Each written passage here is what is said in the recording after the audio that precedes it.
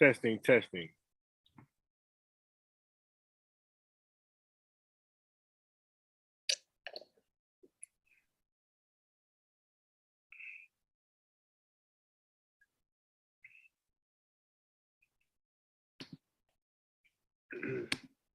Testing, testing. Man, that's really like a 15-second delay. Yeah, that delay got to be 10 to 15 seconds.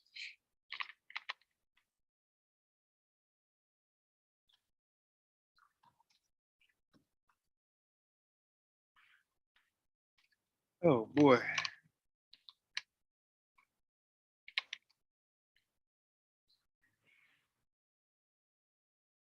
Piece of trash cars, man. Only in their inner cities, man. Loud old exhaust pipes, noise pollution thing. It's tolerated and allowed. Disturbing the peace, just unnecessary noise added to a car.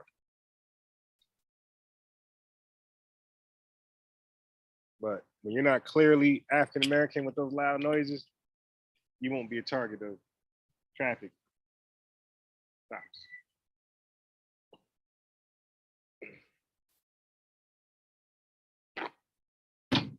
Right.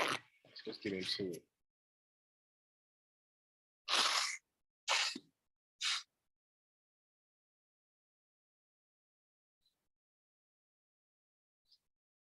Oh my God.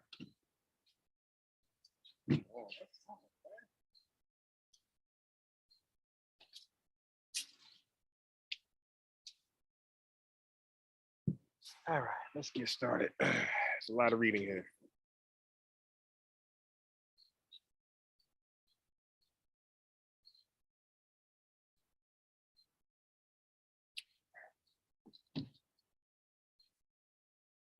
All right. Slavery by Another Name, national bestseller. The re-enslavement of Black Americans from the Civil War to World War II, Douglas A. Blackman. We're at chapter 2, an industrial slavery. Niggers is cheap. Across the South, white Southerners were baffled. What to do with freed slaves like Henry Cottenham and his grandfather Sip? They cannot be driven away. Without former slaves and their steady expertise and cooperation in the fields, the white South was crippled. But this new manifestation of dark-skinned men expected to choose when, where, and how long would work. Those who could not find employment wandered town to town, presumptuously asking for food, favors, and jobs. Okay, peace, Controy, high five. So the free Black slaves, right? So this is when some people were raised this question. We were freed, Abraham Lincoln, blah, blah, blah, Union soldiers, but you let somebody, that's like somebody being in case, that's like a man or a bunch of immigrants, right? During Donald Trump presidency, get like 100 Hispanics in like the cages he had them in, and then put them on the island, let them go, and they're free to live amongst people who don't really rock with them. No resources, no like nothing to start them up. So of course, they got to go back. Check this out.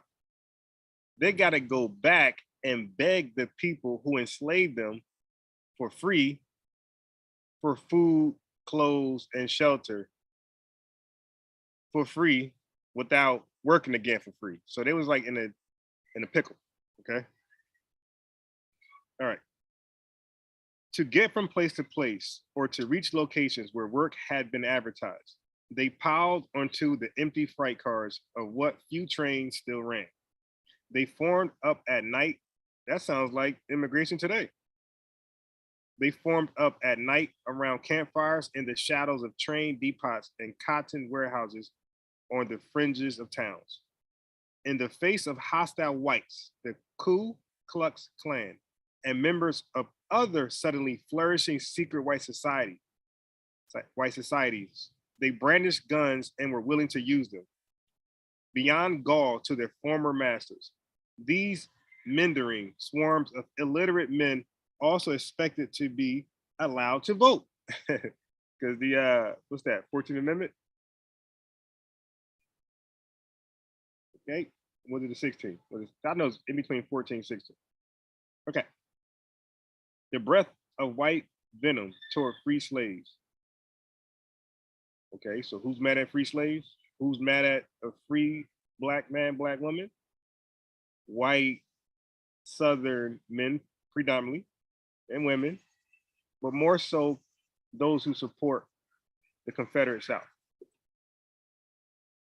Okay.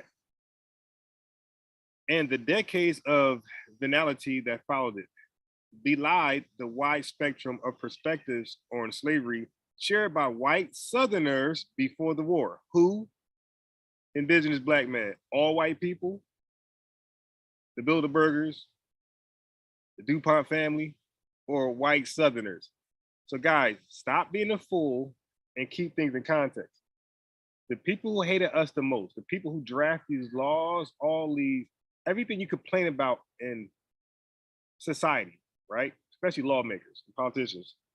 It's been people, these people are descendants of those who were against the abolishment of slavery, more so than anybody. That's undeniable.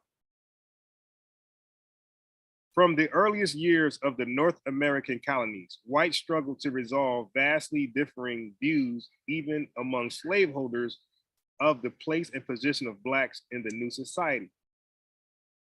Colonial America began as a place uncertain of the abject subjugation of native Indian populations and thousands of African slaves pouring into the Western Hemisphere. Many were perplexed by the concept of categorizing humans by race and skin color versus the long-standing European tradition of identification rooted in nationality and place of origin. That's everybody. In the first deals of colonization in the 1600s, slave and Negro were not synonymous in the American colonies. What happened? Slave and Negro were not synonymous in the American colonies. What's the difference? Slaves were as likely to be Indians as Africans. Hello? Slaves were likely to be Indians as Africans. Some early owners of black slaves were themselves black. What we know about some of that stuff. His name Anthony something. Free Africans in Virginia were permitted to vote well into the 1700s. Many indentured white servants were coerced into extending their labor contracts until death, effectively making them light-skinned slaves. Yeah, this is funny, right? But how they were treated was separates those practices from black. I'm pretty sure those white slaves' names didn't change. They did. If they did, their treatment is still different. Were they bred?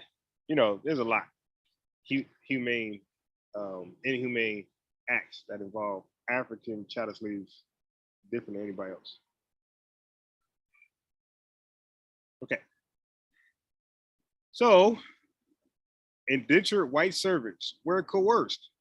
So the poor white trash, like, yo, I got a lot in common with free slaves, more than you think, but they keep siding with the elite white class that hates them and make them light-skinned slaves.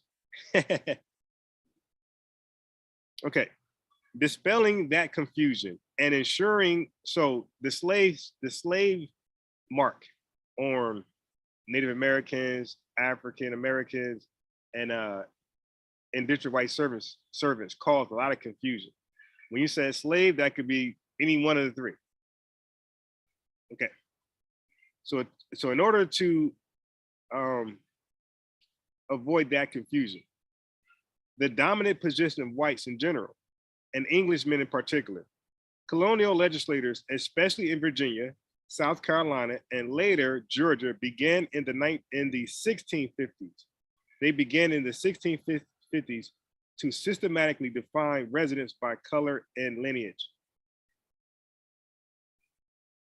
UK. The intentions were twofold: to create the legal structure necessary for building an economy with cheap slave labor as its foundation, and secondly, to reconcile bondage with America's revolutionary ideals of intrinsic human rights.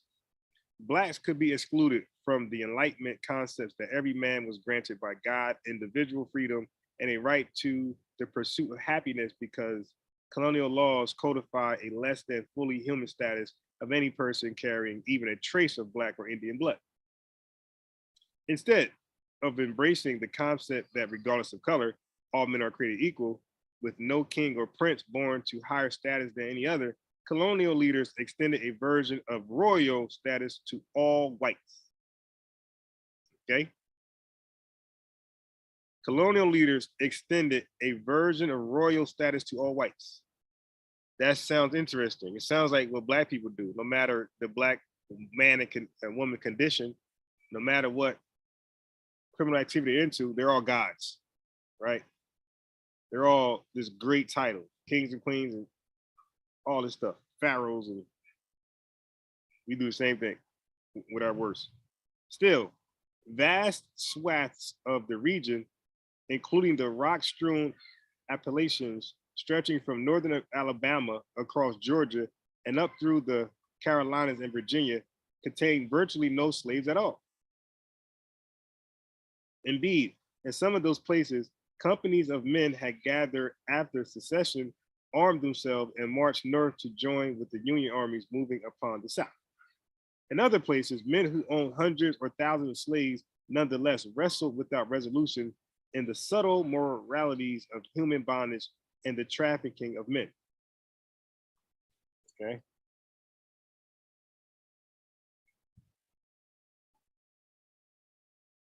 Robert Wycliffe, not Wycliffe, Wycliffe, owner of more slaves than any other person in Kentucky, and likely anyone in the United States, argued, damn, he had the most slaves, argued passionately against the exportation of slaves from the coastal regions of the United States to the comparative horrors of deep South plantations in Georgia and Mississippi. The 1860 census counted among 4 million Blacks in the South. Okay, so now we're looking at numbers here, the census. Their census, they counted 4 million Blacks in the South. More than 250,000 free African Americans in the slave states, more than 50,000 of them in Virginia. In Louisiana, a handful of Black freedmen owned dozens of slaves. In the intricately hewed tapestry of New Orleans, more than 3,000 free Blacks. One of those lantern bugs. I hate these damn things, man. I got it. He ran this little. Okay. Missed him. A handful of Black freedmen over dozens of slaves. In the intricately hewed tapestry of New Orleans, more than 3,000 free Blacks owned slaves themselves. Yeah, but we know that they were being whipped and bred. And some of those people enslaved their own relatives. It was like kind of freeing their own relatives. Anthony Johnson was his name. But in what came to be known as the Black Belt, a long curve of mostly alluvial cotton farmland stretching across the fertile flatlands ranging from South Carolina through the lower reaches of Georgia and Alabama, and then extending across Mississippi and Louisiana. Antebellum society had been built wholly on true chattel slavery. Okay, so when you say chattel slavery, you got different types of slavery. Millions of slaves came to live there under the ruthless control of a minority of white. Here, the moral rationalization of slavery and the view of slaves as the essential proof of white man's royal status became a fundamental to whites perception of America as the concept of liberty itself. So they all owned a slave. They all deserved a slave because they were royal. Royal people deserve slaves. A century later, this was the paradox of the post-Civil War recognition of free slaves, as full humans appeared to most white Southerners not as an extension of liberty, but as a violation of it, and as a challenge to the legitimacy of their definition of what it is to be white. The destruction, yeah, so now you end of slavery, you ended their whiteness. That's what the book is telling you, the author's telling you. Slavery was a right to these royal white folks. That's their birthright to own a slave. They're royal. You take their slaves, you take their royalness, and now they're just regular people. You stole their birthright, their birth right. Okay. The destruction of slavery in the Civil War didn't settle this contradiction. Instead, it made more transparent the fundamental question of whether blacks and whites could ever cohabit peacefully, Dr. King, of whether American whites in any region could recognize African Americans as humans and not livestock. That's my addition, not livestock. Faced with the mandated equality of whites and blacks, the range of Southern perspectives on race distilled to narrow potency, even among those who had been troubled by or apathetic towards slavery before the war. There was scant sympathy for the concept of full equality. But, by overwhelming majorities, whites adopted an assessment of the black man parallel to that in the great crescent of cotton country. So every white wasn't on board with slavery, but in this fake democracy, the majority rules.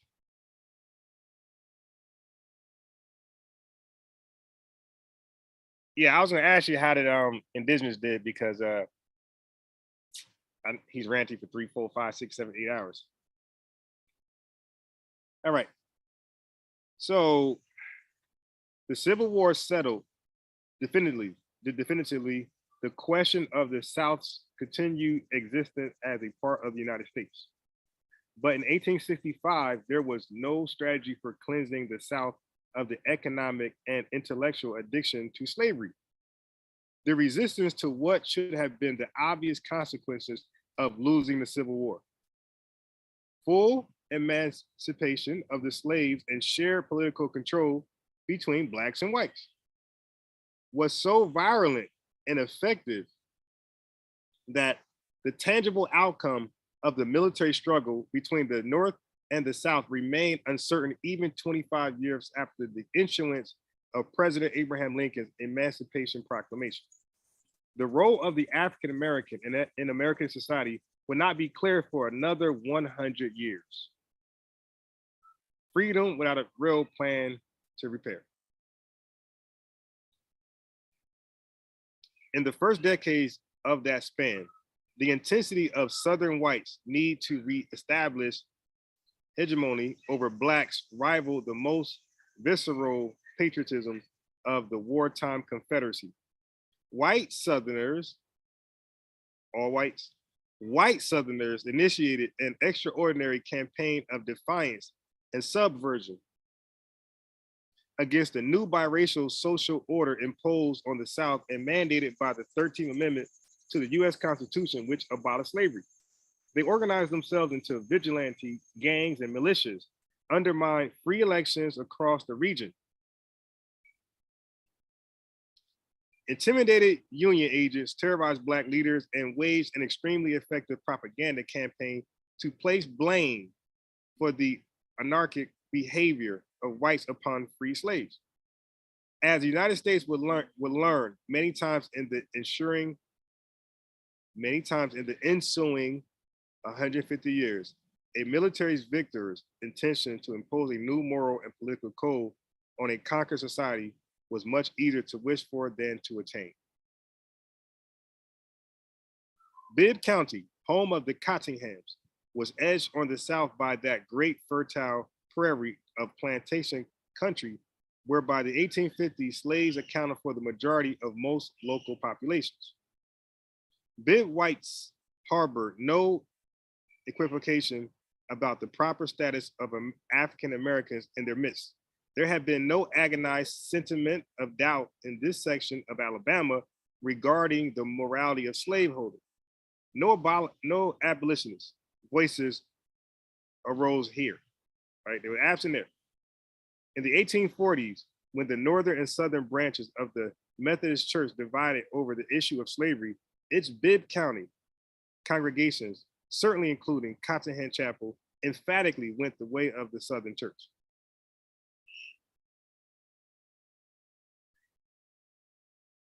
There were no free blacks there before the war. So in that area, there were no free blacks before the war. The explosion in slave numbers in the adjoining counties, where tens of thousands of black men and women populated plantations strung along the Tennessee, Alabama, and Tombigbee rivers, offered a huge inventory of readily available African Americans and sustained a thriving local traffic in slaves. In Montgomery, the state capital, 70 miles from the Bibb County seat, a huge wholesale market in slaves preoccupied the commercial life of the bustling city.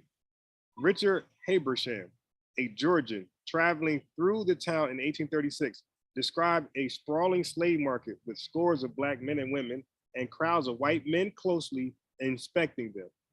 Quote, I came suddenly upon ranges of well-dressed Negro men and women seated upon benches.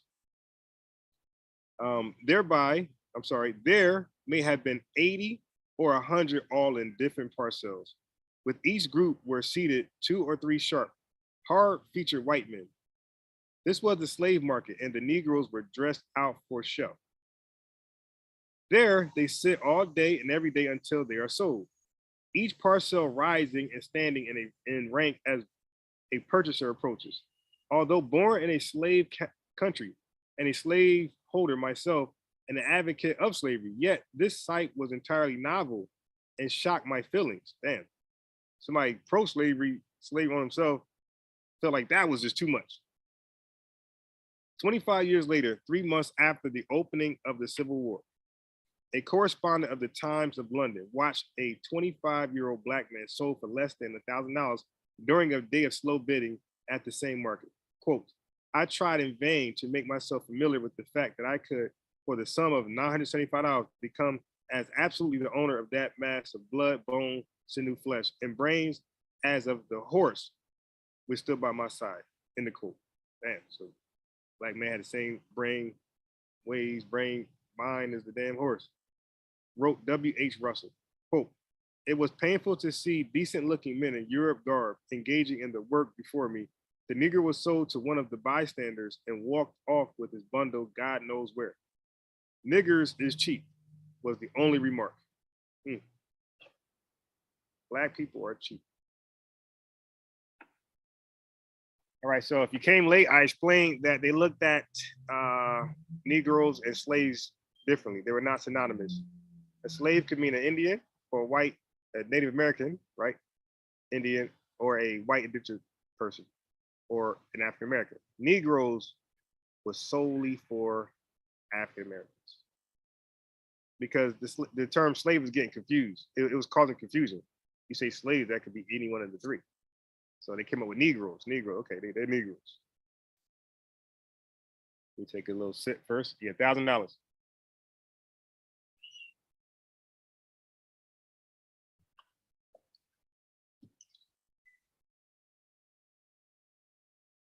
Yeah, peace to those listening. Important history, you dig? It puts the pieces in the puzzle.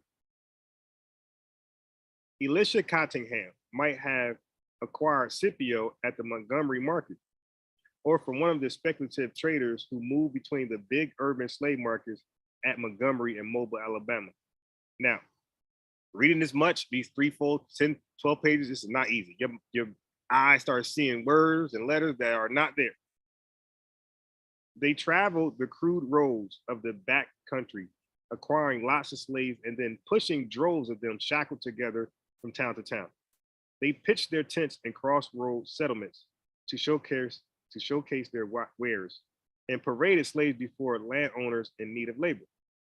During the 1850s, a man named J.M. Brown styled himself as not a planter, but a Negro raiser, growing no cotton on his Bibb County plantation, but breeding slaves on his farm specifically for sale and the open market. All right, no cotton, just breeding slaves. His plantation was just slaves. All right. Okay. Eugenics. On the courthouse steps, Bibb County sheriffs routinely held slave auctions to pay off the unpaid taxes of local landowners. Still want to invest in debt? Tax liens, tax deeds. County officials authorized holding the cells on either side of the Cahaba River for the convenience of potential buyers in each section of the county.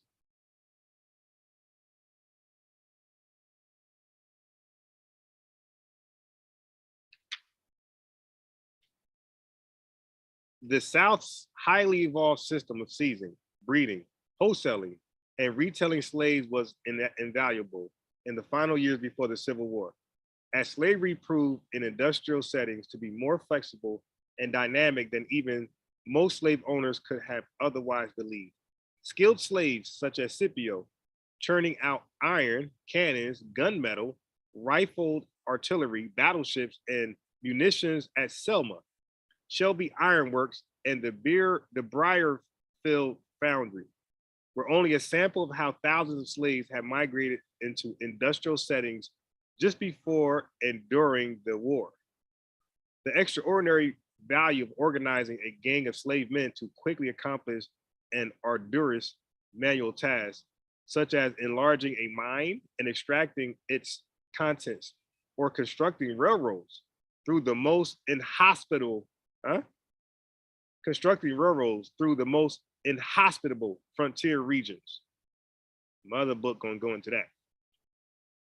Became obvious during the manpower shortages of wartime. Critical to the success of this form of slavery was dispensing with any pretense of the mythology of the paternalistic agrarian slave owner. Labor here was more akin to a source of fuel than an extension of a slave owner's familial circle. Even on the harshest of family operated antebellum farms, slave masters could not help but at least marginally moved by the births, loves, and human affections that close contact with slave families inevitably manifested. But in the setting of industrial slavery, where only strong Yule males and a tiny number of female washerwomen and cooks were required, and no semblance of family interaction was possible. So they're trying to say the industrial wave, it took out like the empathetic, sympathetic, or sympathy, the empathy and sympathy that some white slave owners would have for blacks, because they're trying to say that when they see like love, when they see like just happiness and family, like they couldn't help but just acknowledge it. It is what it is. Like you have to just admire that even with animals, right? So, but in the industrial society, you didn't have the family structure, so it was that much easier to see African American slaves as just nothing again, the straight livestock. All right, get back to that.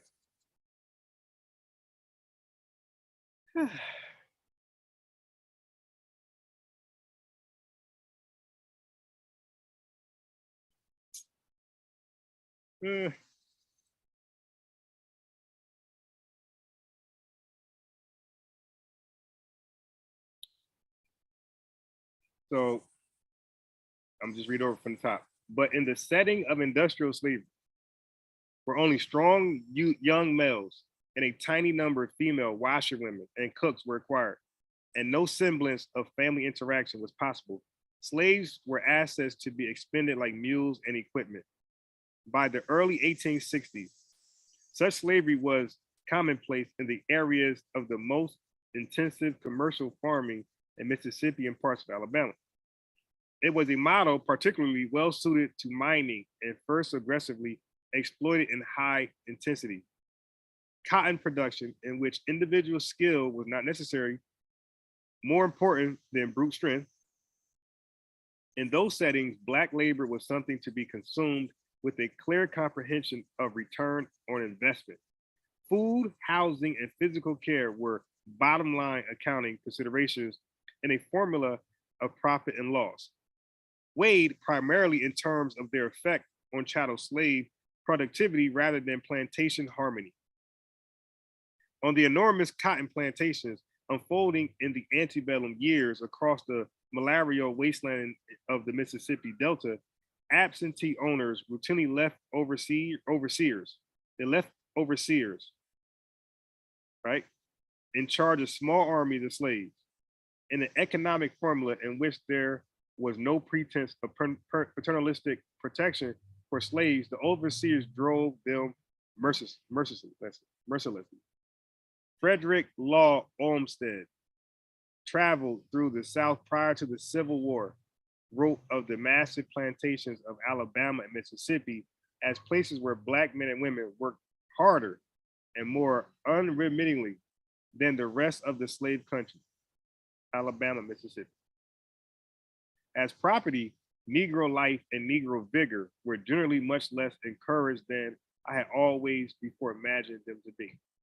Another observer of Mississippi farms said that on the new plantations, everything has to bend, give way to large crops of cotton, land has to be cultivated, wet or dry, Negroes to work hot or cold. Under these circumstances, slave owners came to accept that Black laborers would also die quickly.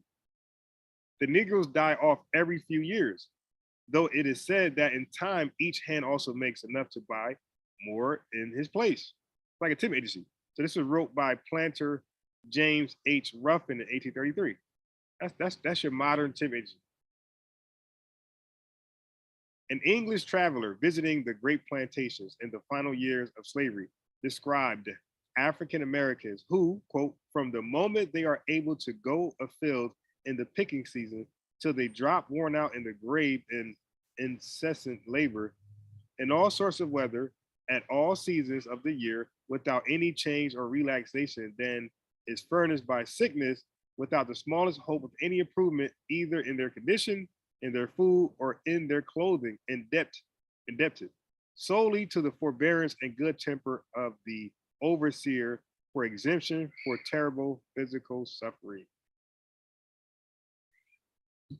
Peace, didactic to God. Yeah, so the overseer, to escape those conditions himself, he had to be very good to make sure these slaves worked till they died. So we could look at the overseer as like the first coon or the legit coon, Uncle Tom sellout. We get some beverage.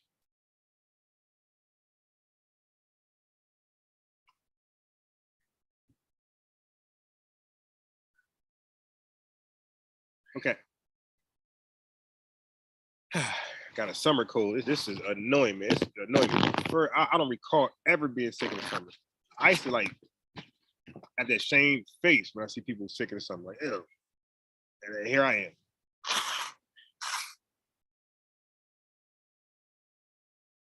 Now I'm starting to get a low-key headache, to be honest. Low-key headache starting to surge. And I didn't have it all day.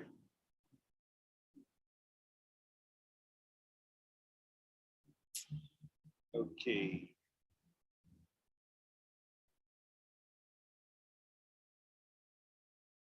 An English traveler visiting the great plantations in the final years of slavery described African Americans who, I read that already, even large-scale slave owners who directed their business managers to provide reasonable care for slaves, nonetheless advocated harsh measures to maintain the highest level of production. Quote, they must be flogged as seldom as possible, yet always when necessary, wrote one, okay? So look at the slave labor that the African-American slave had to go through. Worked them till they died. They had short lives. An overseer's goal, a Delta planter said, was, quote, to get as much work out of them as they can possibly perform. His skill, the overseer, consists in knowing exactly how hard they may be driven without incapacitating them for future exertion. The larger the plantation, the less chance there is, of course, of the owners softening the rigor of the overseer or the sternness of discipline by personal interference. End quote. Sip, a slave, saw those changes coming. In the 1830s, a water-driven cotton mill was constructed on a creek 7 miles north of the county seat, not far from the Cottonham plantation. Employing several dozen, he employed several dozen white laborers. The mill ginned cotton and spun it into thread and rope, a far more potent of Sip's future and that of his descendants had been a chance discovery in the 1820s by a white settler named Jonathan Newton Smith. On a hunting trip near the Cahaba, Smith was surprised when large stones pulled from a creek to encircle a campfire ignited. Smith had tripped across the massive deposits of coal abounding in Alabama. In Alabama, really, Alabama. Where's the B? And over the next 50 years would be a pioneering exploiter of the serendipitous proximity of immense brown iron or ore deposits scattered across the ridges and beneath the surface, the perfect fuel for blasting the ore into iron and steel. It was a combination that would transform life in Alabama, reshaping Sip's last years of slavery and radically altering the lives of millions of individuals over the next century.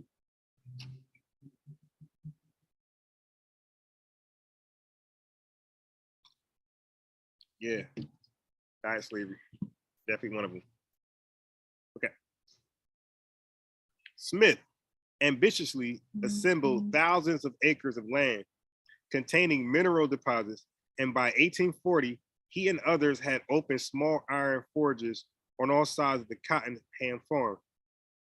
One was built on the 6 Mile Creek, a few miles down the mill road toward the nearest settlement. Another was across the Cahaba River. A third was constructed on tributary of the Big River just north of the plantation. These were crude mechanical enterprises, belching great columns of foul smoke and rivers of effluent. But they were marvels of the frontier in which they suddenly appeared. A giant water-powered wheel first crushed the iron ore, which was fed into a stone furnace and heated into a huge red molten mass. The hammerman, working in nearly unbearable heat and using a red-hot bar of metal as his tool, then maneuvered the molten iron onto an anvil where a 500-pound hammer, also powered by the water wheel, pounded it into bars. I just thought about it. Can you imagine the sleep? Yeah, they never probably slept. Can you imagine working that damn hard with like an hour or two of sleep? Primitive was the mechanism. Primitive was the mechanism. The rough edges masses of iron were the vital raw materials for blacksmiths in every town and every large farm to craft into the plows, horseshoes, and implements that were the civilizing tools of the Alabama frontier. In addition to Smith, two other white men living near the Cottonham farm, Jonathan Ware and his son Horace, were aggressively expanding the infant industry. To Smith's geological observations, Horace Ware, a native of Lynn, Massachusetts, brought a keen instinct for the market among Southern cotton planters for locally forged iron. He had learned the iron trade from his father and bought land near the Cahaba coal fields on a rich vein of iron core in 1841. He put his furnace into blast in 1846. Slaves were the primary workers at the earliest record of coal mines in Alabama in 1830. So look, okay, so coal mines. People talk about who built what in America. Coal mines were on the back. They were built and they was prosperous, rich, wealthy, all based on slave labor.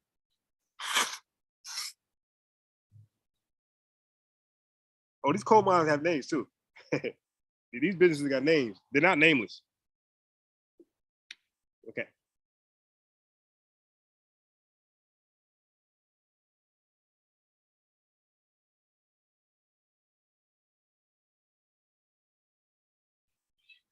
Indeed, nearly all of the early industrial locations.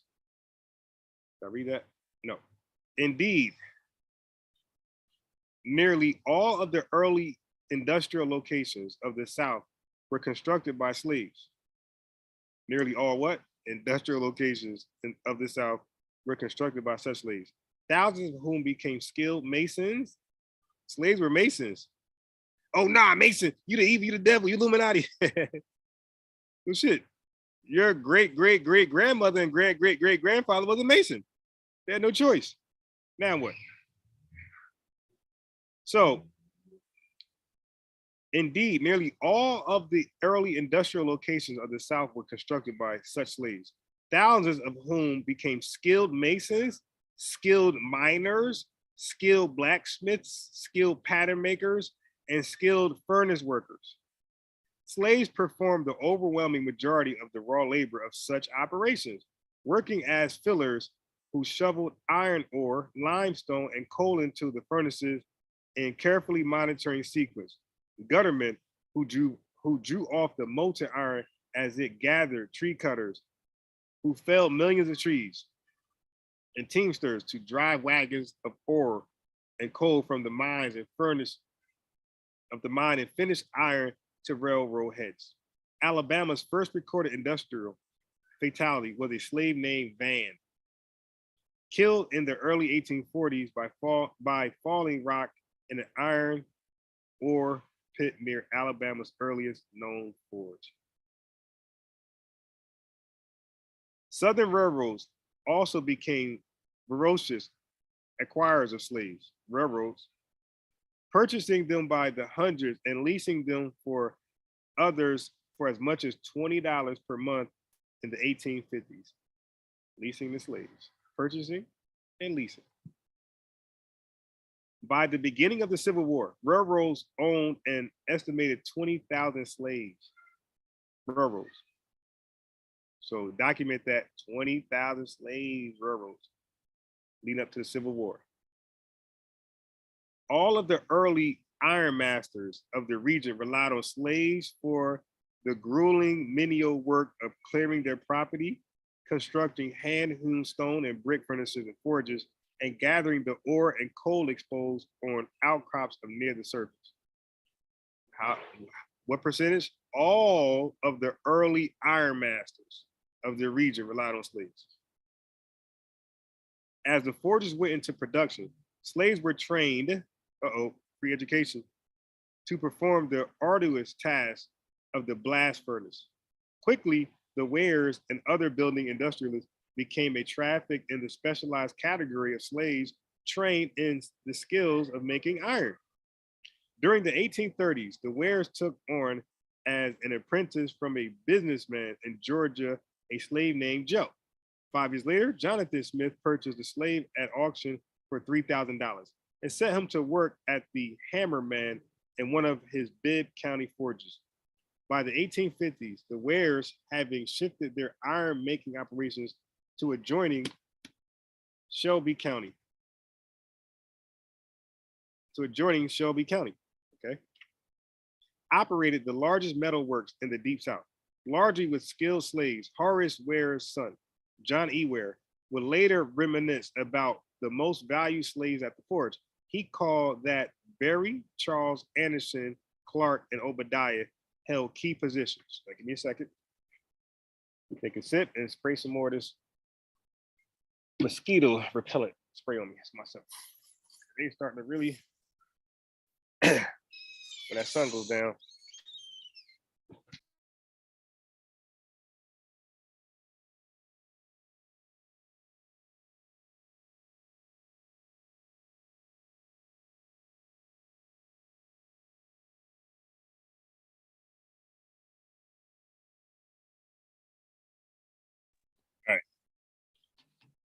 All right, peace, no man.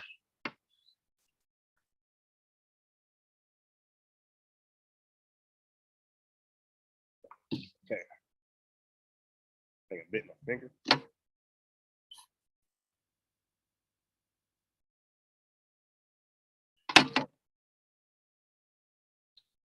We're back. Where are we going?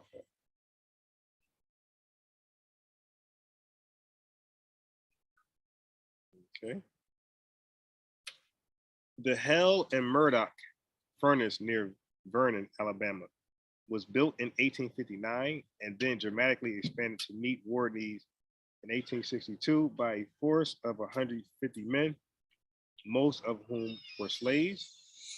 In December 1862, a Montgomery businessman began work on an iron ore mine and furnace north of the Cane Creek Forge using a force of 200 slaves moved from Tennessee as federal forces advanced from the north. Shortly after the operation was fully underway, Union General Wilson's raiders wrecked it. Okay, so this is history that's gonna put pieces in the puzzle where people just can't lie to you and make some stuff up. All right, you can check them ASAP.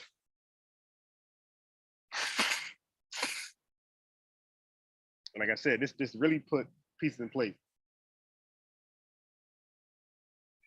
So because we got a lot of extremists, black extremists that be overdoing this. Just information. Okay. In December 1862, read that? No.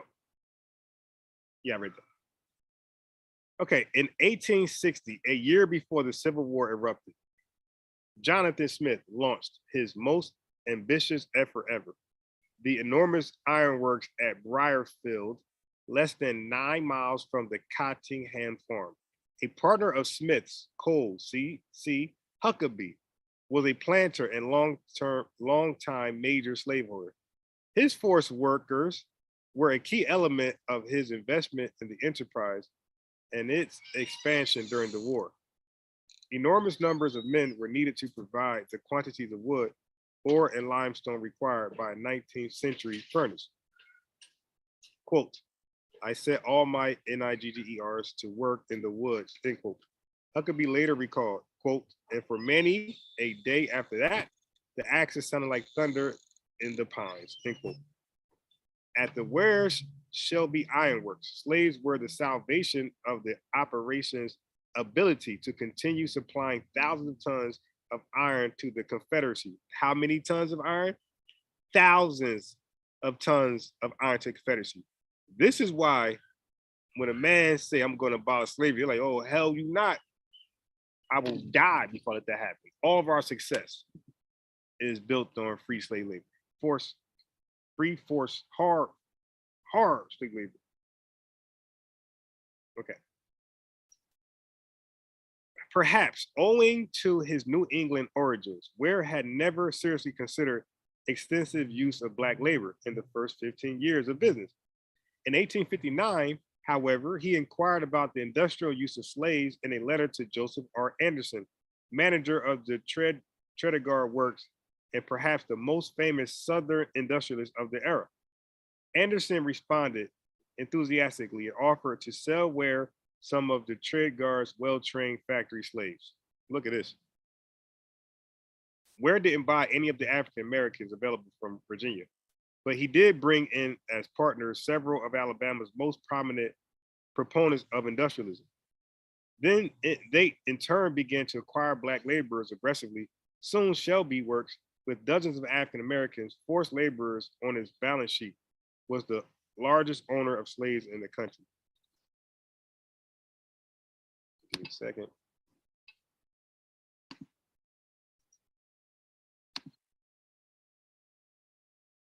Let's check the email. Okay.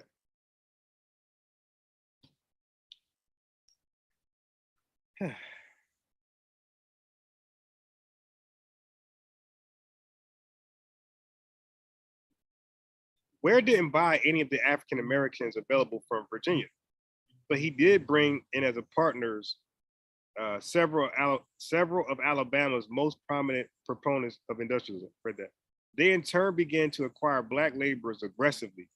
Soon, Shelby works with dozens of African American forced laborers on his balance sheet. Was the largest owner of slaves in the country. I read that. Nearby, the Alabama Coal Mining Company owned another dozen slaves, all men aged 26 to 60.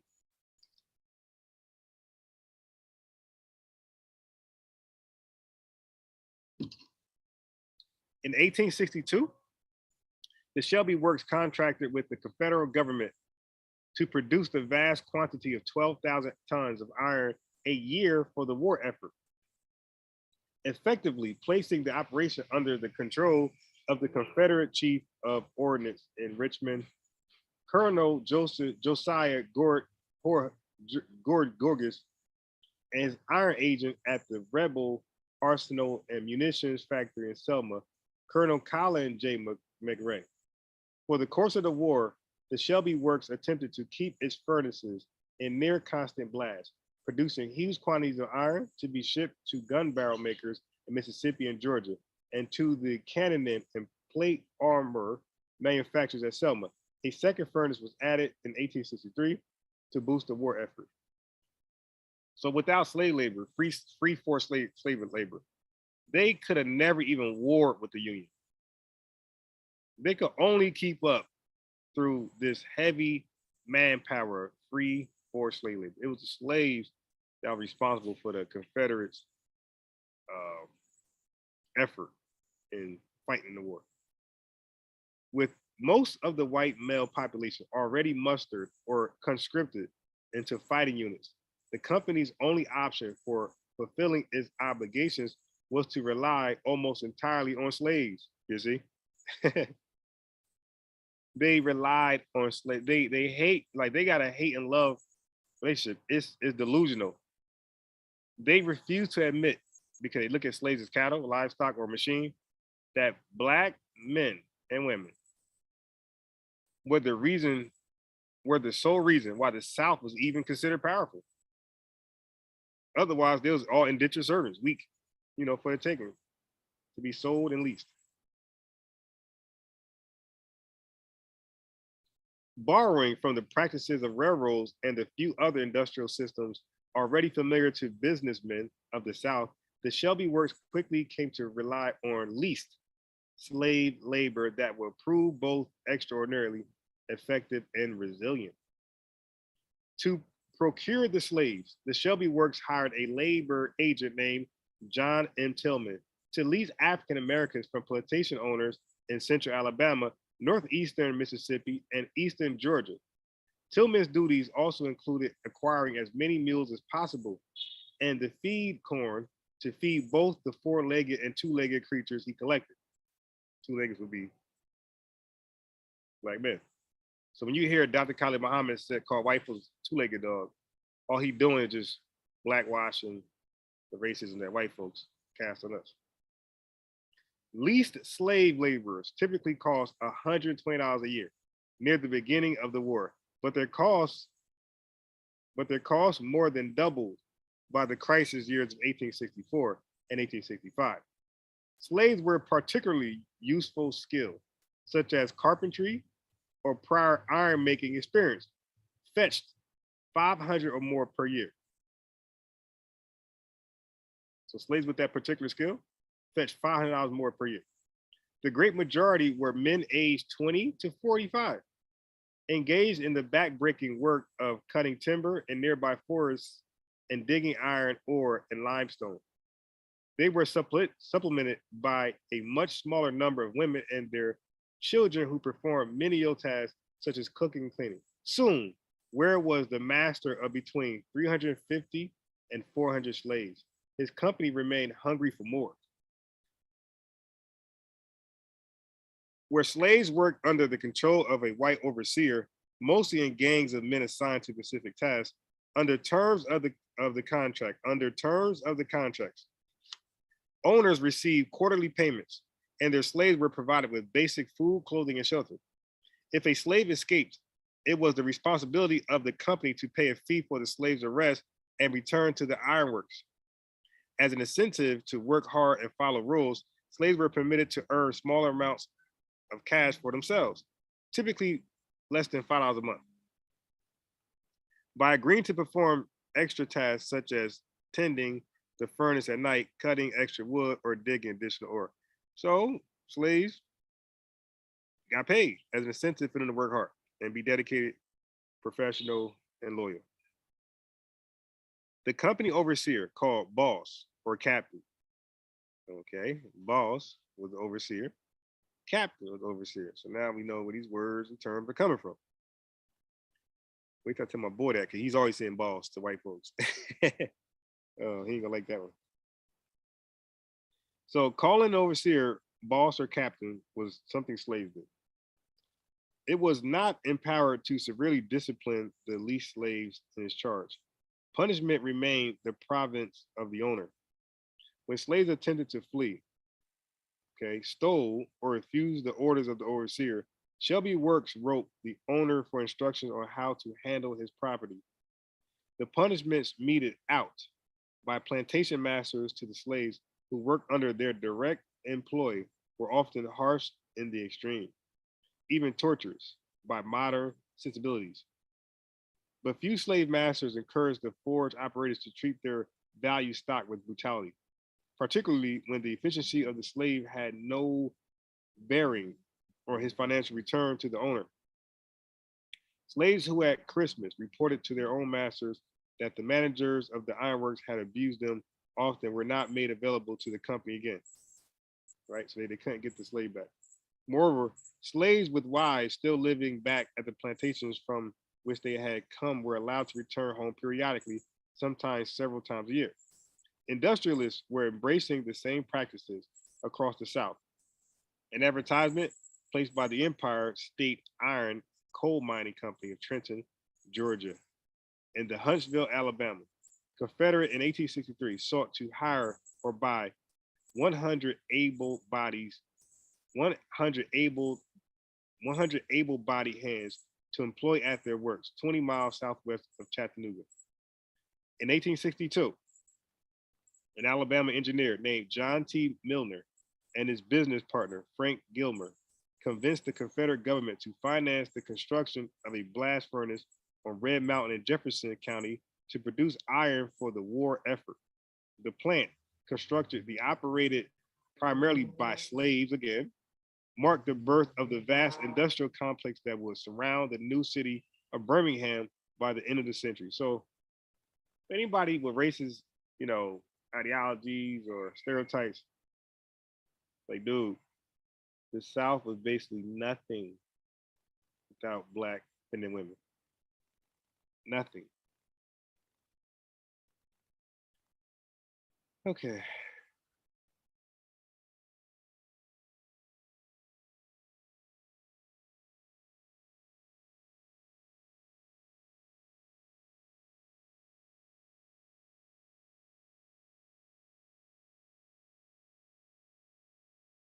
Just taking a little sip.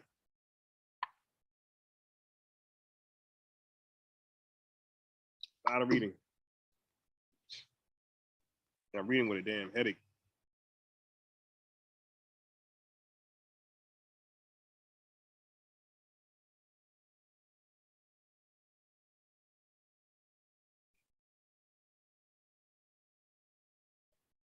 Okay.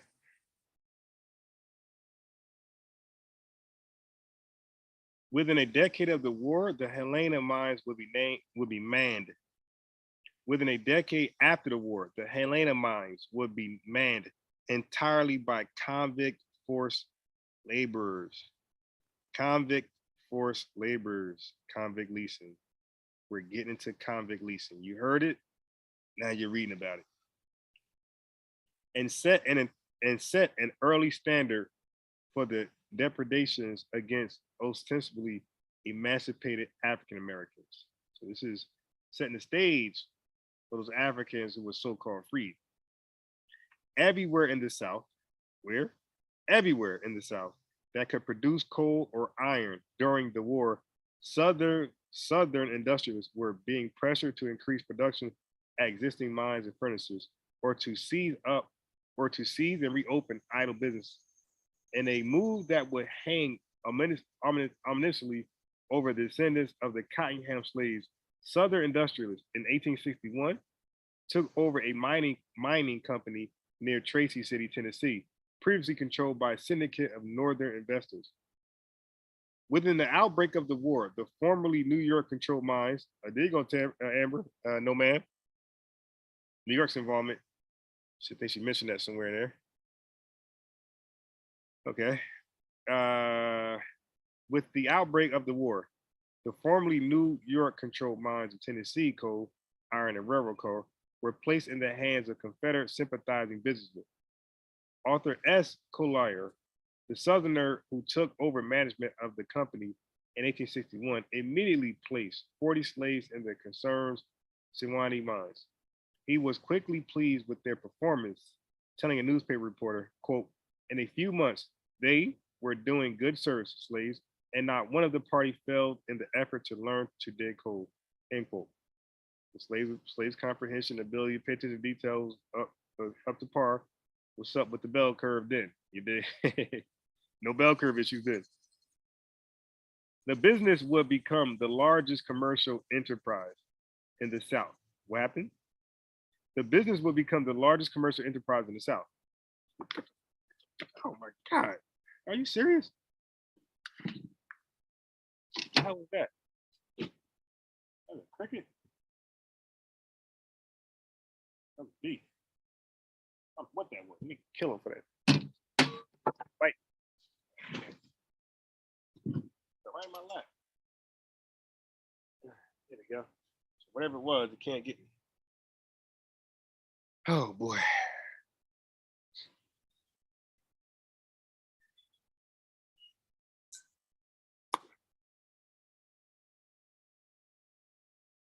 Okay.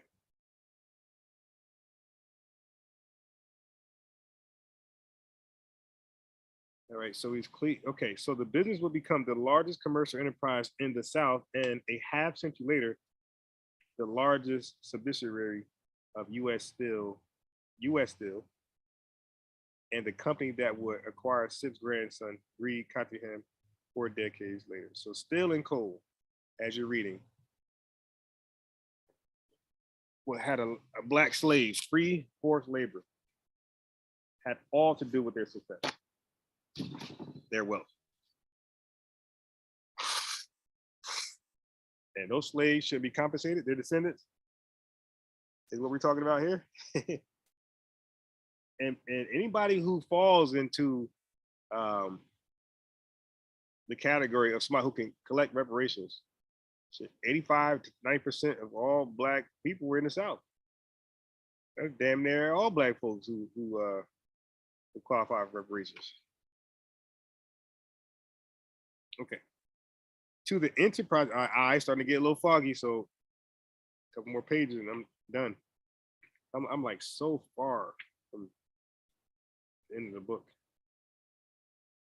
I got 2, 3, 4 more pages. All right, so I'm gonna speed up a little bit. My eyes start to get foggy, a little blurry. Okay, to the enterprising industrialists who would reshape the Southern economy in the half century after the Civil War, the new concept of industrialized black labor had taken firm hold. Long before the end of chattel slavery, Milner was in the vanguard of that new theory of industrial forced labor. In 1859, he wrote that black labor marshaled into the regimented productivity of factory settings would be the key to the economic development of Alabama and the South. Milner believed that white people, quote, would always look upon and treat Negro as an inferior being, end quote. There you go. He said white folks will always look at Negroes as inferior beings. Is that why Tariq Nasheed call them all suspected white people? That's definitely a white supremacy outlook. There's definitely white supremacy all over it. Okay. Nonetheless, indeed, for that very reason, blacks would serve a highly useful purpose as the clever mules of an industrial age, provided, quote, he has an overseer, a Southern man who knows how to manage Negroes, end quote. Milner's intuition that the future of blacks in America rested on how whites chose to manage them. So it's about how we're managed, whether in slavery or out of it, will resonate through the next half century of national disclosure about the proper role of the descendants of Africa, descendants of Africa in American life. Milner was no mere theorist. He was a dogged executor of his vision. It was men like Milner who seized the opportunity presented by convict leasing to reclaim slavery from the destruction of the Civil War. As Alabama began selling its black prisoners in large numbers in the 1870s, he scrambled to acquire all that were available, plunging them by the hundreds into a hellish coal operation called the Eureka Mines, and later illegally selling hundreds of these new slaves in the 1880s, along with another coal mine to the Georgia Pacific Railroad Company. In every setting, the Milner employed convict slaves. So now we're talking about convict slaves, okay? Convict leasing. In every setting, the Milner employed convict slaves. Now, I'm not gonna blow it. I'm just gonna read. In every setting, the Milner employed convict slaves in the late 19th century.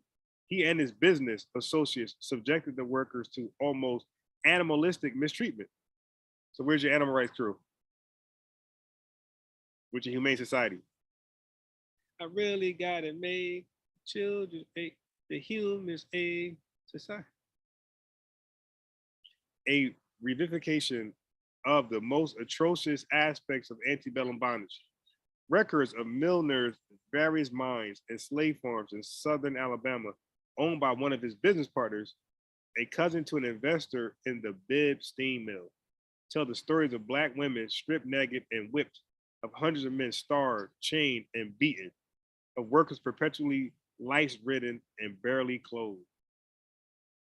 Milner took center stage in Alabama's new industrialization, urging Southerners to go to work, eradicating the diseases that are destroying us. Part of that eradication would be to successfully regiment free slaves.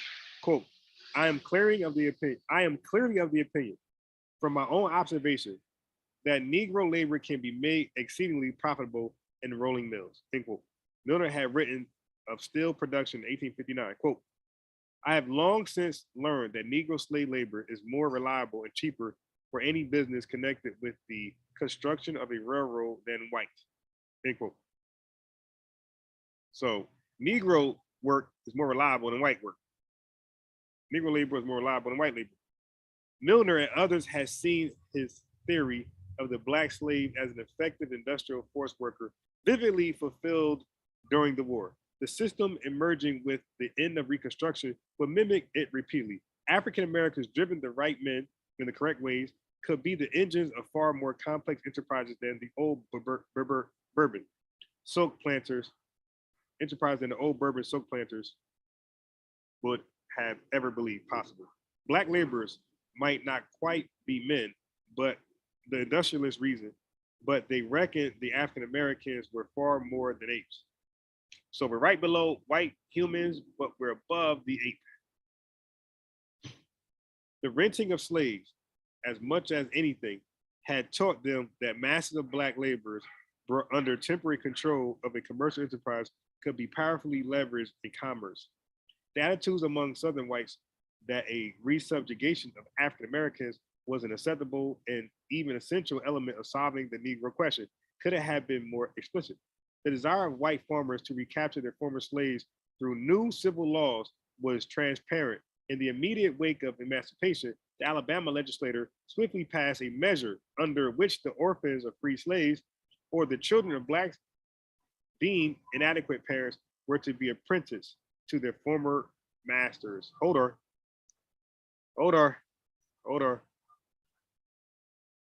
Peace, decent. Did y'all catch that? Right after the Civil War, they passed laws on parenting. They were calling black parents deadbeats back then. They passed laws that if you were found to be a deadbeat parent, your child can be basically adopted by a slave plantation or coal mine. Okay, that was the law because states can write their own laws. So these were the laws that was being passed. Oh boy. All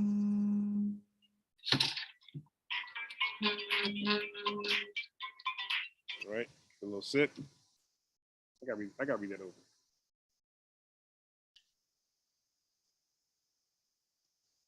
I need more ginger ale. I gotta read that over. They passed the southern states passed laws that if black parents were charged with not being good parents, they could remove the children and place them in care of former plantation owners who own still companies, mine companies, railroad companies, and they would have the rights to your children, and they would be apprentices there. Okay.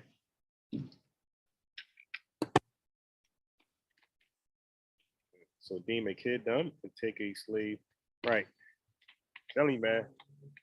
This is the South. Okay. We have a problem with tying the South with all of America. This is the South who just lost the war. And not at this point. Well, it is a little bit, but this is the South who just lost the war, who lost their companies, who went bankrupt, lost everything they own, and they starting from ground up. They're mad, so they can't take it out on the Union soldiers because they just lost them. So they go to the weaker of the two. Let me read that one more time. Yeah, systematic, definitely.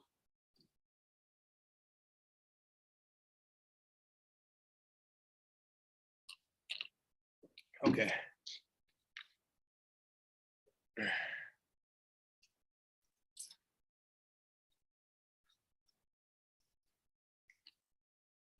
let me run that back. I blew my nose.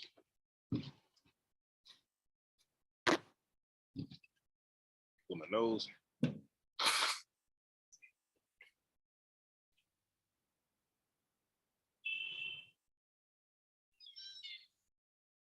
Okay, here we go. We'll check his email. I know his parent gonna hit me up soon. Maybe not. Okay. Ooh.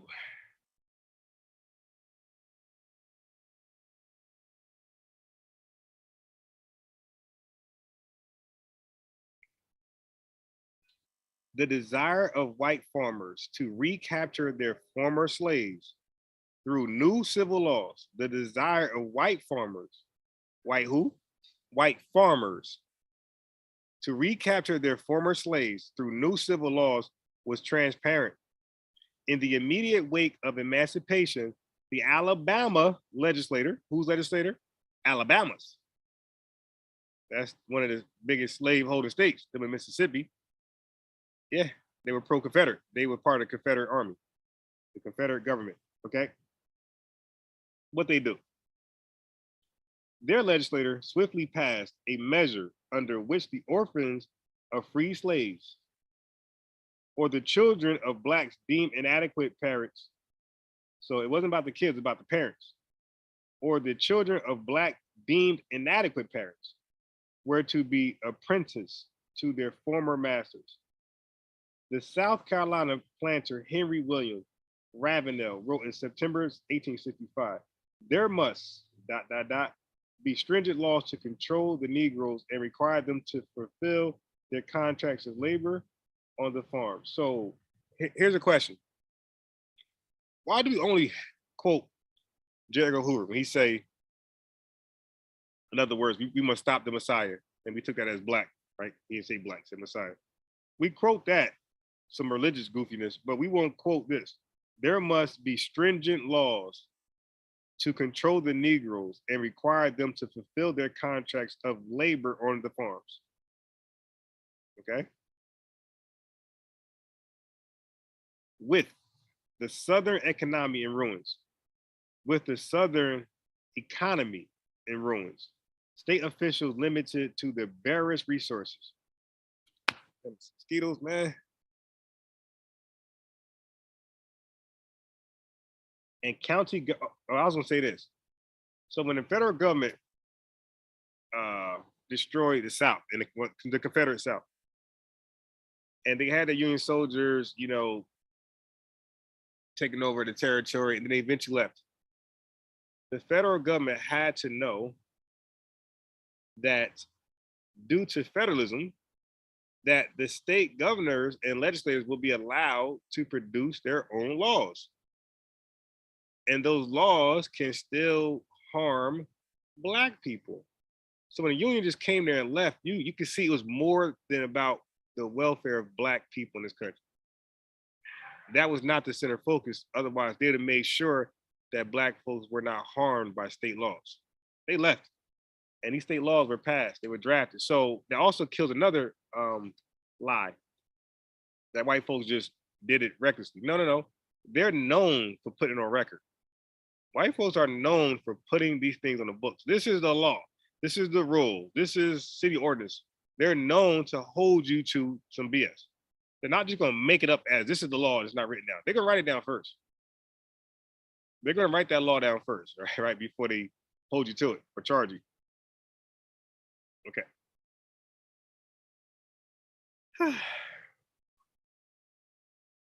With the Southern economy in ruins, state officials limited to the barest resources, and county governments with even fewer, the concept of reintroducing the forced labor of Blacks as a means of funding government services was viewed by whites as an inherently practical method of eliminating the cost of building prison and returning Blacks to their appropriate position in society.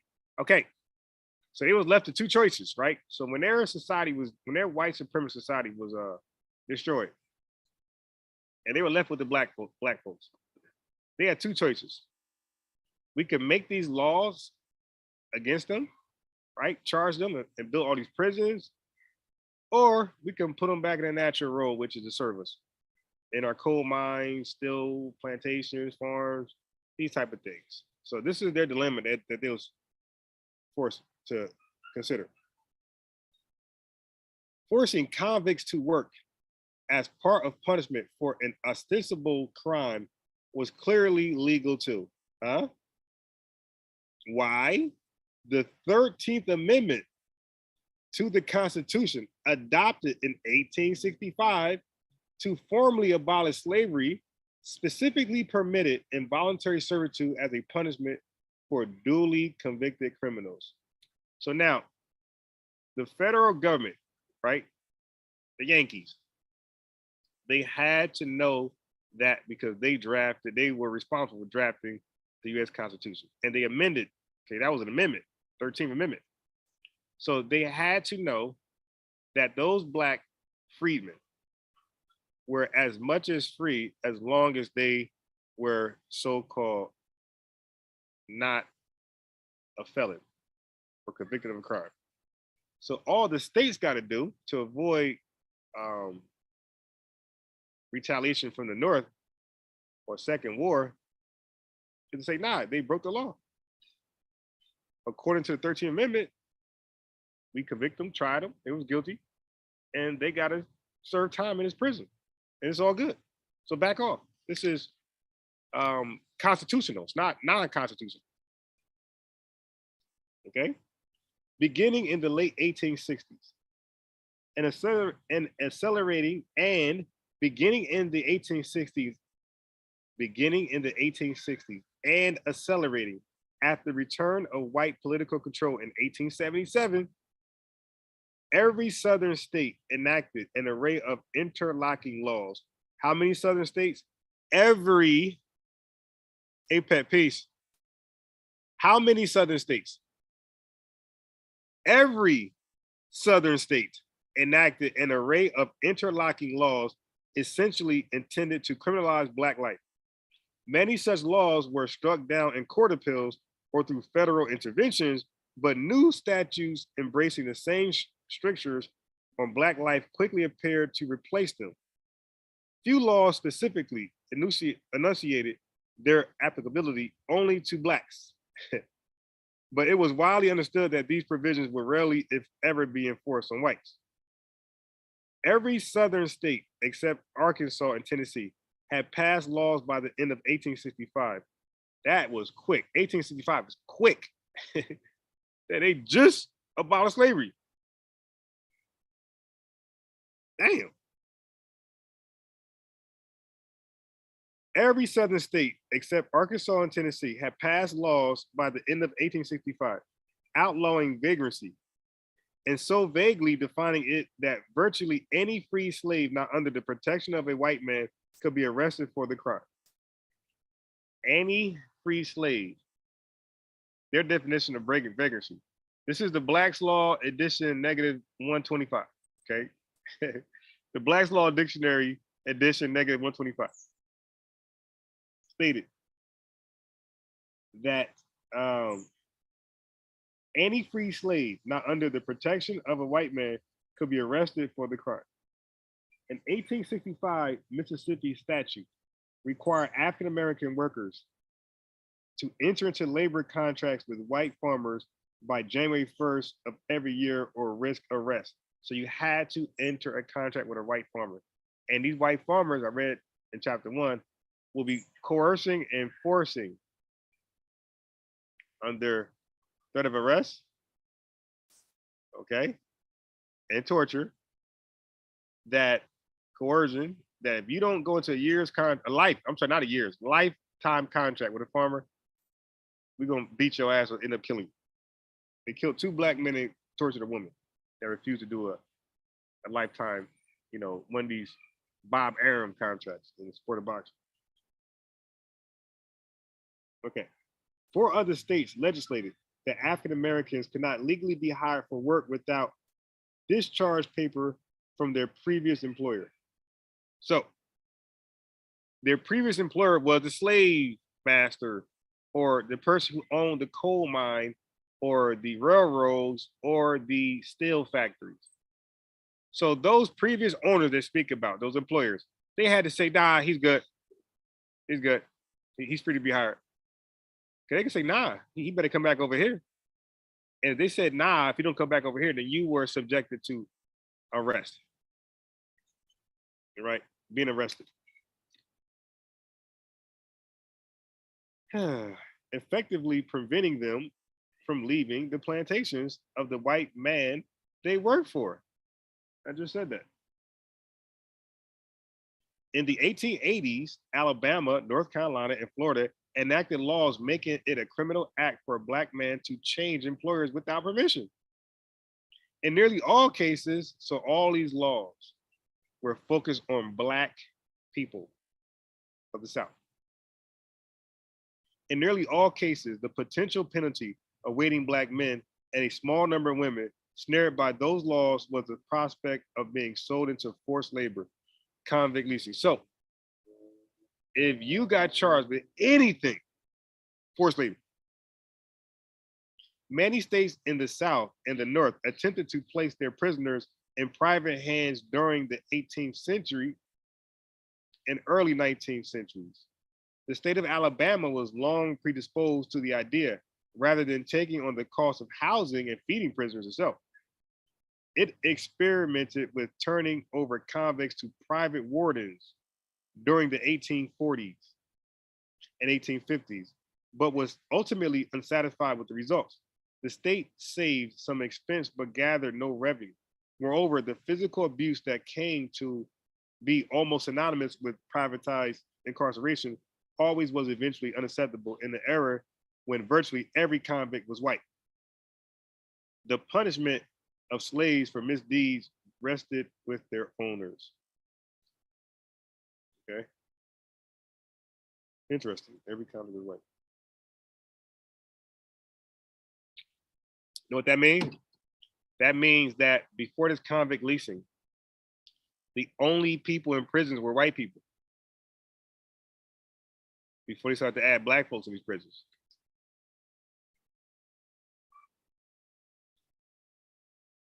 Oh boy, Harley. A year after the end of the war in 1866, Alabama Governor Robert M. Patton, in return for the total sum of $5, leased for 6 years his state's 374 state prisoners to a company calling itself Smith and McMillan.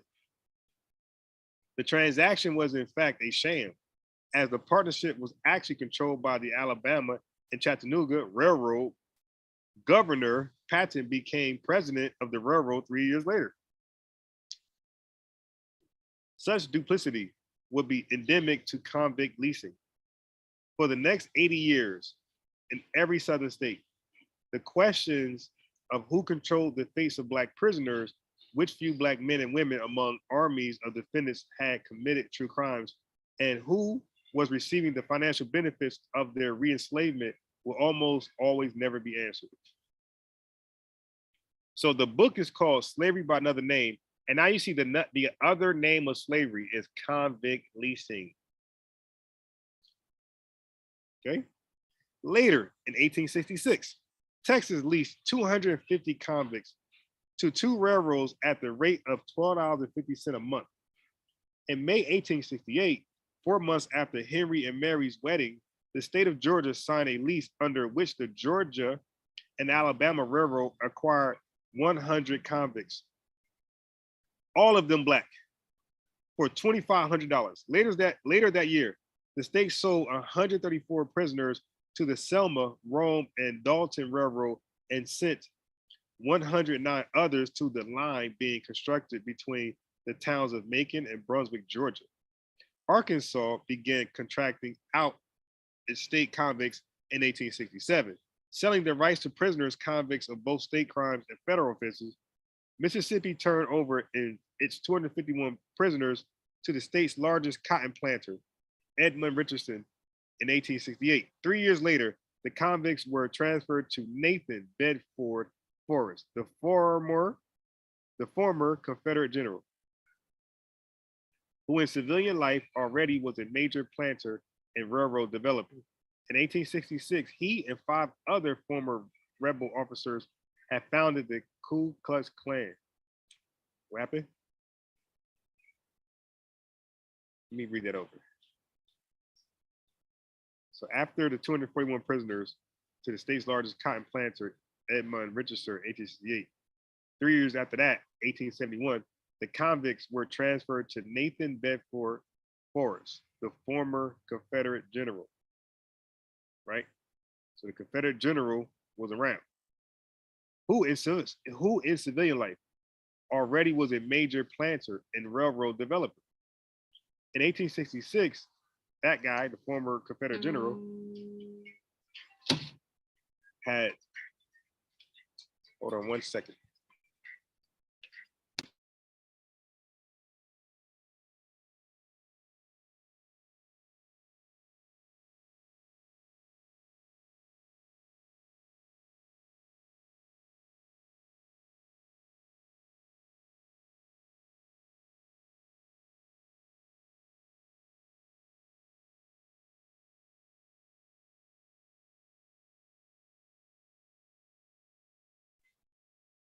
Okay, let me go back. Of course, like a leader. 3 years later, 1871, the convicts were transferred to Nathan Bedford Forrest, the former Confederate general, who in civilian life already was a major planter and railroad developer. In 1866, he and 5 other former rebel officers had founded the Ku Klux Klan. 1866, it says. Florida leased out half of the 100 prisoners in its Chattahoochee penitentiary in 1869.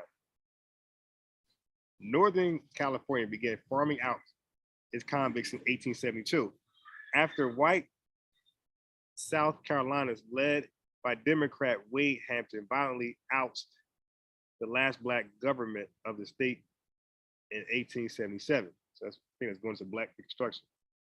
The legislature promptly passed a law allowing for the sale of the state's 400 Black and 30 white prisoners. Okay. So this is what happened after slavery. So when the slaves were freed, as white society wants to teach, it wasn't so glorious. We were being sent back into slavery as convicts. All the laws were directed towards us. No different than what you see now. No different to, same rhetoric. We got to stop crime, crime, crime, black people crime, black people crime. We got to stop black people. Okay. So 6 years earlier, in 1871, Tennessee leased its nearly 800 prisoners, nearly all of them black, to Thomas O'Connor, a founding partner along with Arthur Collier of Tennessee Coal, Iron and Railroad Company. In the 4 decades after the war, as Collier built his company into an industrial behemoth, its center of operations gradually shifted to Alabama, where it was increasingly apparent that truly vast reserves of coal and iron ore lay beneath the surface. Collier, like Milner, was one of those prominent Southern businessmen who bridged the era of slavery and the distinct new economic opportunities at the region at the end of the 19th century. They were true slavers, raised in the old traditions of bondage, but also men who believed that African Americans under the lash were the key to building an industrial sector in the South to fend off the growing influence of Northern capitalists. Right? So, y'all, Northern capitalists, get out of here. Already, whites realized that the combination and trumped up legal charges, Trump legal charges, and forced labor as punishment created both a desirable business proposition and incredibly effective tool for intimidating rank and file emancipated African Americans and doing away with their most effective leaders. The newly installed white government of Hell County, deep in the majority black cotton growing sections of Alabama, began leasing prisoners to private parties in August 1875. A local grand jury said that new practice was contributing, this is a quote, contributing much of the revenues of the county instead of being an expense, end quote. The money derived from selling convicts was placed in the fine and forfeiture fund, which was used to pay fees to judges, sheriffs, other law officials, and witnesses who helped convict defendants. The prior year, during a violent campaign by the Ku Klux Klansmen and other white reactionaries to break up black Republican political meetings across Alabama.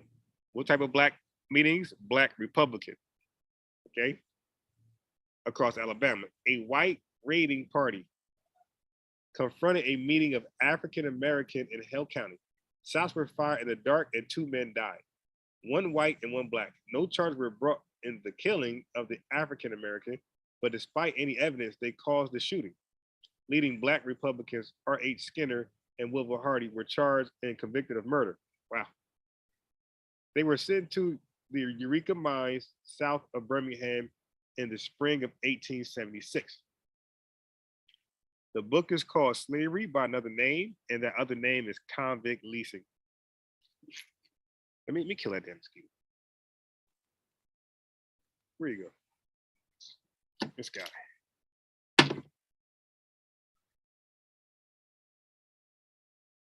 Okay.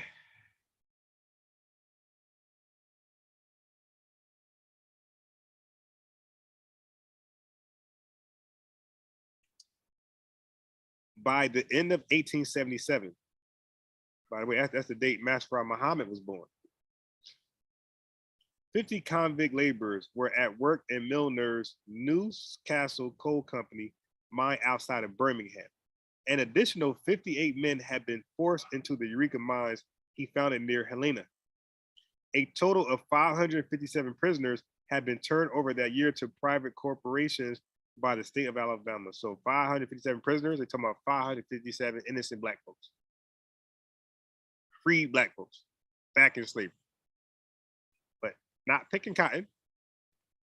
They will be responsible for the coal mines, the steel companies, the railroads, and a host of other farming, other things like that.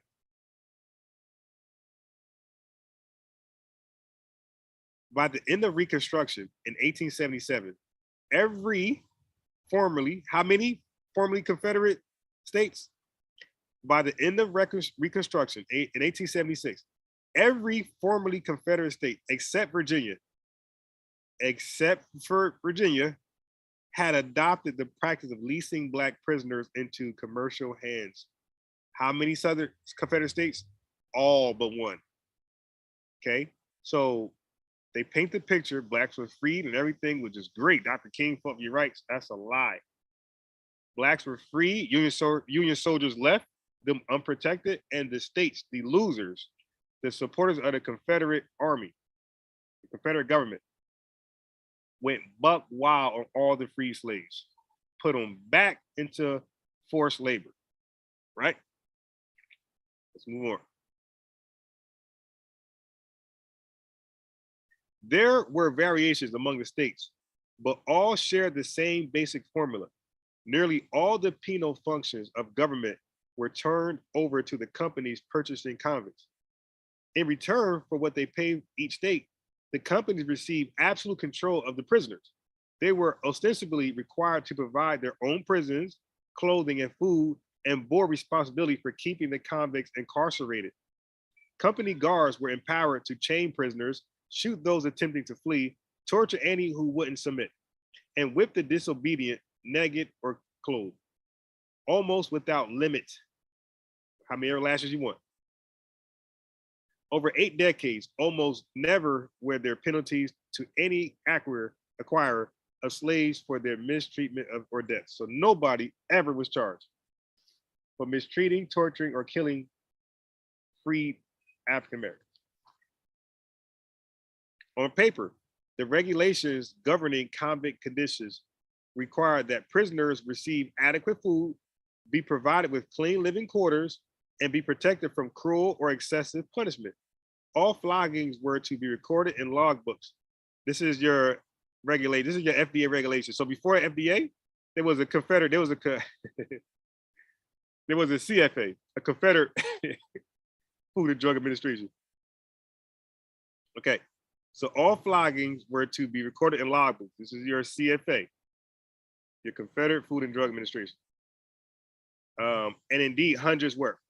But the only regularly enforced laws on the new slave enterprises were those designed primarily to ensure that no Black worker received freedom or experienced any other than racially segregated conditions. So that was the goal. Back to work.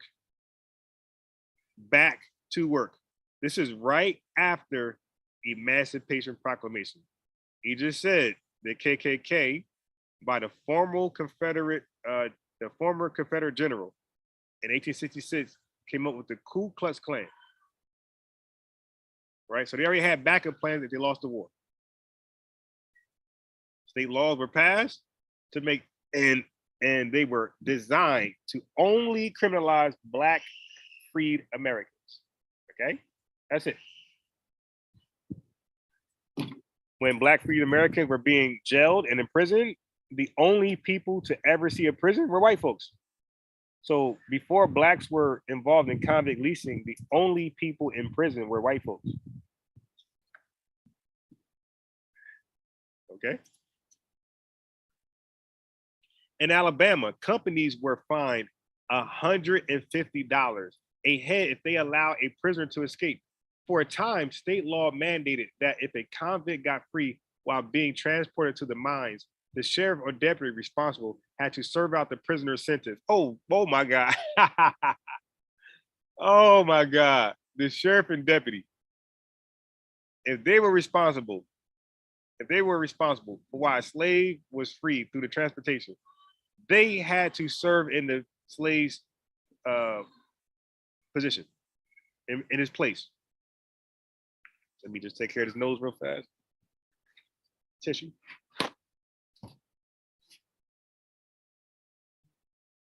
You know what that is? Stop playing.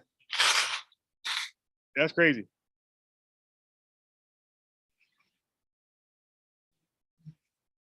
So never, ever, ever allow anybody, any race, to talk about Emancipation Proclamation abolishment of slavery, 14th Amendment, and then everything is good. You make sure you remind them, or they might not even know because they don't know Black history. They barely know white history. You dig? You want to let them know. Don't go to Black Wall Street. Ain't got to do that. Go, 'cause that's one event. Go to the slaves never benefited from the win of the Civil War. The North did. The North won and benefited greatly. Even the Confederate states, they benefited. You see what's going on? The only people to not benefit from the Civil War and the abolishment of slavery were African Americans. Okay. For a time, state law mandated. See how he's saying state law? Because it's not federal. So states were allowed to just draft up their own laws. For a time, state law mandated that if a convict got free while being transported to the mines, the sheriff or deputy responsible had to serve out the prisoner's sentence. Companies often faced their strongest criticism for allowing Black and white prisoners to share the same cells. Quote, white convicts and colored convicts shall not be chained together, end quote, read Alabama law. We are segregated. Don't get that confused, okay? This is our state law, segregation. In almost every respect, the acquisition of workers, the lease arrangements, the responsibilities of the leader, the lease arrangements, the responsibilities of the leaseholder to detain and care for them, the incentives for good behavior, convict leasing adopted practices almost identical to those emerging in slavery in the 1850s. So this behavior was going on. I read that already. This behavior, convict leasing, was going on before the Civil War, right before the Civil War. We're talking about 15 years, 10 years before the Civil War, they was already preparing for convict leasing, except they didn't have to arrest anybody. They were leasing, plantation owners were leasing their slaves. They were no longer interested in cotton. They were breeding slaves and leasing them. That was their money, leasing the slaves. All right, this was going on. Keep this in mind, write this down.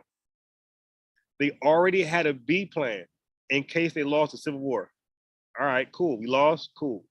We're gonna build this South back up by free labor again. And we're gonna sell prisoners. Lease them, not sell them, lease prisoners. We ain't gotta clothe them. When you lease your prisoners, when you lease your slaves, you're not responsible for their food, their shelter, or their clothing. The person who is leasing their labor is responsible for clothing them. So the plantation owner, he got off like shit. Okay? And then he had insurance. He made sure that those who leased them agreed to the contract, or they would be held. And as you just seen what I read, that they would serve the sentence in place of the slave. So they was really, really, you dig, making sure that slave was, he gonna come back home, not all bruised up and disabled, because that's my man money. They ain't playing that. Now, I read the whole chapter. Last time I didn't do that. I stopped at some point. I had like 4 pages left.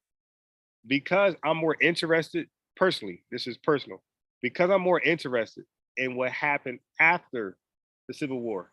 What I read in chapter 1, it was during the Civil War. It's important, but it was during the Civil War, leading up to the Civil War. I read it earlier, Civil War and what happened in between, and now I'm reading clearly afterwards. This was more of my interest in what happens afterwards. So I was able to read the entire chapter easily. I can easily read chapter 2 because it's so entertaining to me. I got my own visualization as I'm reading this stuff. So it's easier to read now, a chapter, because we're focused on what happens afterwards. That's like a mystery. I know some things, but not in great detail. But now I'm getting some perspective of what actually happened, detail for detail. Okay. So by the late 1870s, the defining characteristics of the new involuntary servitude were clearly apparent. It will be obsessed with ensuring this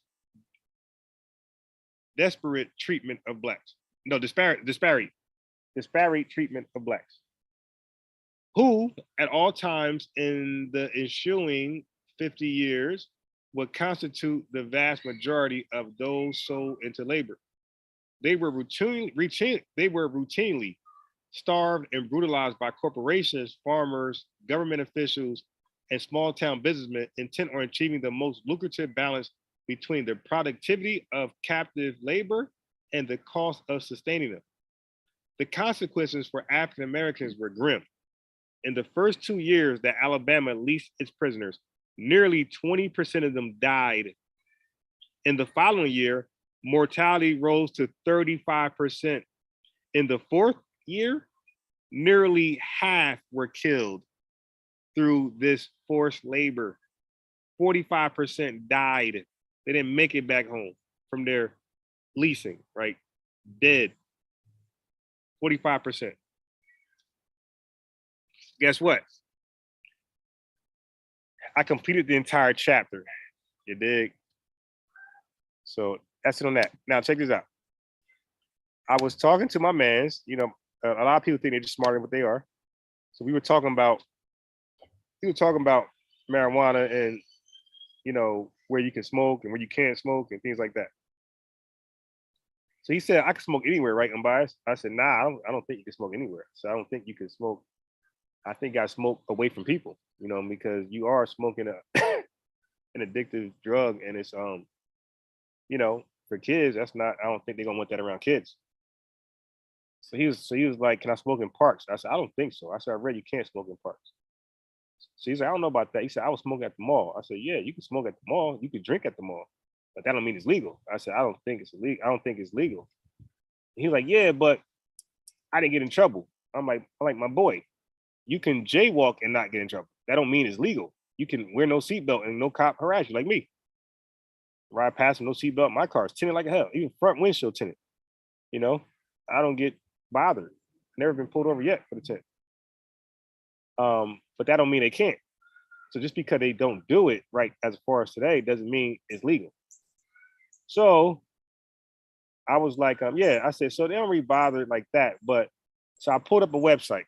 I'll share it with you right now. Because Negroes, man, when you're dealing with Negroes, oh my God. Negroes. So look, you can read with me. So we're at Brock Eichler LLC, Cannabis Law. This is a firm, a lawyer firm. Okay. Let me tell you who they are. Let me at the bottom. Okay. And it's read about Brock Eichler LLC. Brock Eichler LLC is a full-service law firm based in Roseland, New Jersey.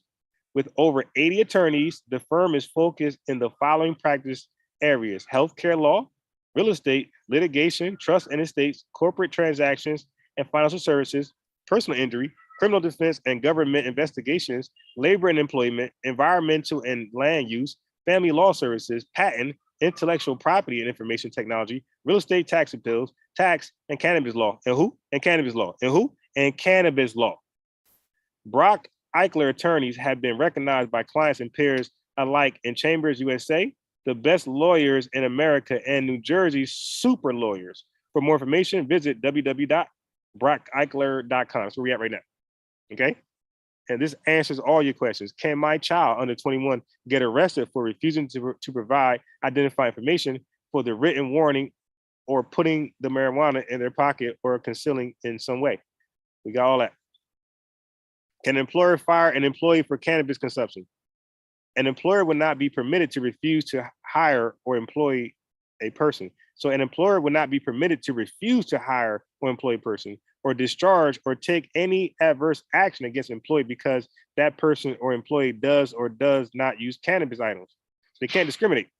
Under the new law, the presence of the cannabinoid metabolites in the body of a person engaged in permitted conduct outside of work cannot form the basis for refusal to employ or otherwise penalize a person. However, an employer may terminate or refuse to hire an employee who uses cannabis if it will violate the terms of a federal contract or cause the employer to lose federal funding. My boy. Can an employer require an employee to undergo a drug test? Yes. An employer may require the employee to undergo a drug test. upon reasonable suspicion of an employee's usage of cannabis items while engaged in the performance of employees' work responsibilities. You see? So you can't smoke on the job, right? Okay, got it. You can't smoke and smell like weed during an interview. You're done. So all this is here. Can I grow cannabis plants at home in New Jersey? No. All right. Real. Where is cannabis prohibited? Here is, and also it says, where can you smoke cannabis? Let's go there. Where can you smoke cannabis? So this answers this question. This is New Jersey. He asked about New Jersey. I'm at the New Jersey law firm, who are known as super lawyers. Smoking or using cannabis in public places will be prohibited. Why? Because public places are usually ran by government, and federal government don't approve it. It's illegal. Recreational cannabis can be only consumed. Listen where it can be consumed at, and it's probably your state too. But listen to me. Yeah, I think that's across the board. Recreational cannabis can only be consumed in a private residency. However, the new law will allow the commission to designate consumption areas or consumption lounges in the future. So, in other words, you better be responsible of the area that you're smoking at. Or if I can imagine walking down the street, that won't be an issue, right? Consumption areas mean it. Well, you already know because they got smoking only over here. That's the marijuana, right? So 20% of the guest rooms of a hotel, motel, or other lodging establishment would be permitted by the person or entity that owns or controls the establishment. You gotta ask them, can I smoke? Right? The people that works there, they're in control. So real simple. I read it to my boy, and he read something else, and I don't know where the argument was. So it led to this. I said, my boy, do you even know why the federal government does not respect marijuana for any use? The federal government will never, ever try to tell my boys on this panel, read up before you disagree, before you argue with unbiased sports, do your reading on this. Okay, legit websites, preferably government websites, or from an attorney. You dig? Don't sit here and wing it with me. I'm going to put pie in your face. So I said, my boy, do you know why the federal government will never approve it, or they demonize it? They look at it bad. I said, because they don't see it. They see it as something like cocaine, no different than cocaine, meth, anything else, perks, whatever else they see. No, not perks. I'm sorry, meth, but illegally unprescribed perks. They see it like that. Okay, so anything they see it as, it has no real medicinal value. Period. Like they don't even agree with medicinal uses. They don't rock with marijuana. They see it as an addictive substance, no different than crack, cocaine, methamphetamines, crystal meth, all that shit. You dig? Heroin. Then he said, why? No, he didn't know why. He said, I don't know. I said, you know why? He said, no. I said, because of the percentage of the THC involved in it. He said, I'm biased because I don't smoke, so therefore I don't know shit. People always do that. Oh, you didn't play college basketball, so you could never know. Well, there's some things I would never know. Like I wouldn't know what goes on in the film room. I wouldn't know what goes on in the coaches' meetings and the players' meetings. You're right. That shit I won't know. But the rules and how to play basketball, I'm gonna know that. That's not hard to learn. Okay. So I said the THC levels are not respected. So I said states to have facilities, dispensaries in your state. In order for the government to turn a blind eye at the dispenses and the medicinal uses of marijuana, the way it's processed, it should not have a higher THC level of 0.3. On bias, see, you don't know shit because the company I bought it from had 0.35, 35%. I said, my boy, I did say 0.3, right? That's 30%. You're saying 35? Okay. I mean, who knows if that's right or wrong, but that's near 30%. Like you're gonna argue that? I know the number though, 30%. So he thought I was wrong with that too. So, ladies and gentlemen, boom. Boom. The use, sale, and possession of cannabis over 30% THC in the United States, where I was going to curse, where Canada, UK, Russia, China, Jamaica, Ghana, the United States, despite, that means F your laws in many states, permitting it under various circumstances, is illegal under federal law. Okay? Stop talking to me when you have not investigated something, thoroughly. Don't talk to me. So now I screenshot this, I text them, and don't forget, we did a show on this already. We already did a show. And I'm the guy who still say crack cocaine crystallized is worse than cocaine. Okay? And it deserves a higher penalty, a jail sentence. We had that talking point here on my show. I embarrassed y'all. Put power on your face. Y'all going with he say, she said, conspiracy theorists. I'm going with what's documented scientifically. Okay. So please investigate thoroughly your information. Read it all the way through. Take as much time as I did or more. More. You get it? More? No pun. But there you go. So I will be quick to throw pie in your face. Anybody can get it. And you can get me too. I don't take it. Of course, I don't like it. Like Stu P's got me recently. I don't like it, but guess what? I learned from my mistakes. I won't say that. If I'm wrong on the internet and you guys threw pie in my face, you best believe I won't stand with that the next time we talk. I'll be on your side. I guarantee that. I'm always on the right side. I won't have this, the Egyptians are black no matter what. I don't do that. When I see correct information, although I might feel a certain way, I'm going to jump off that bandwagon. Best believe that. So now we're here next eventually. We're here next. We're coming here. We're coming there. But before we go there, because I'm going to show how Black Americans need to take the Japanese strategy on how to level up. The Japanese in 40 years became a superpower. So you might want to know, what did they do? What did they do to become a superpower in 40 years? Okay. They were like Black folks. They were like the Haitians, Jamaicans, and a lot of Africans. And then 40 years later, all those stereotypes and all that pseudoscience, they dropped that. It leveled up. But right now, the next live is on this. Hold on. The next slide, we're here. Okay, so let me first show y'all this, because I timestamped it. Okay, so I hear a lot of ignorant Black young men and older give President Trump, former President Trump, the credit for Black men being released from prison for the those acts, those drug acts, right? Let me tell you who's responsible. I'm already documented on the live explaining this. You know how I know this? Because I read Michelle Alexander's book, The New Jim Crow. That's how I know. You know how I know Obama's responsible for the Credit Card Act? Because I read a book on credit, a real book on credit. And the author was an ex FICA, whatever guy. So he was definitely qualified to speak on the correct information of credit and how to rebuild credit. And he also exposed the bullshit. So maybe I'll read that one day too. But listen. On families, on communities, and especially on African Americans. And they said that we were wrong. In the last 25 years, we realized that it was too much of a disparity, and that's one of the... So they're talking about the 101 disparity that the Republicans put in motion, not the Democrats.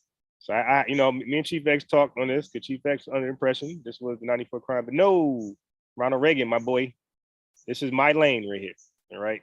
The crack cocaine and that's what I do. Read tons of shit, watched tons of videos, okay? So 86, Reagan.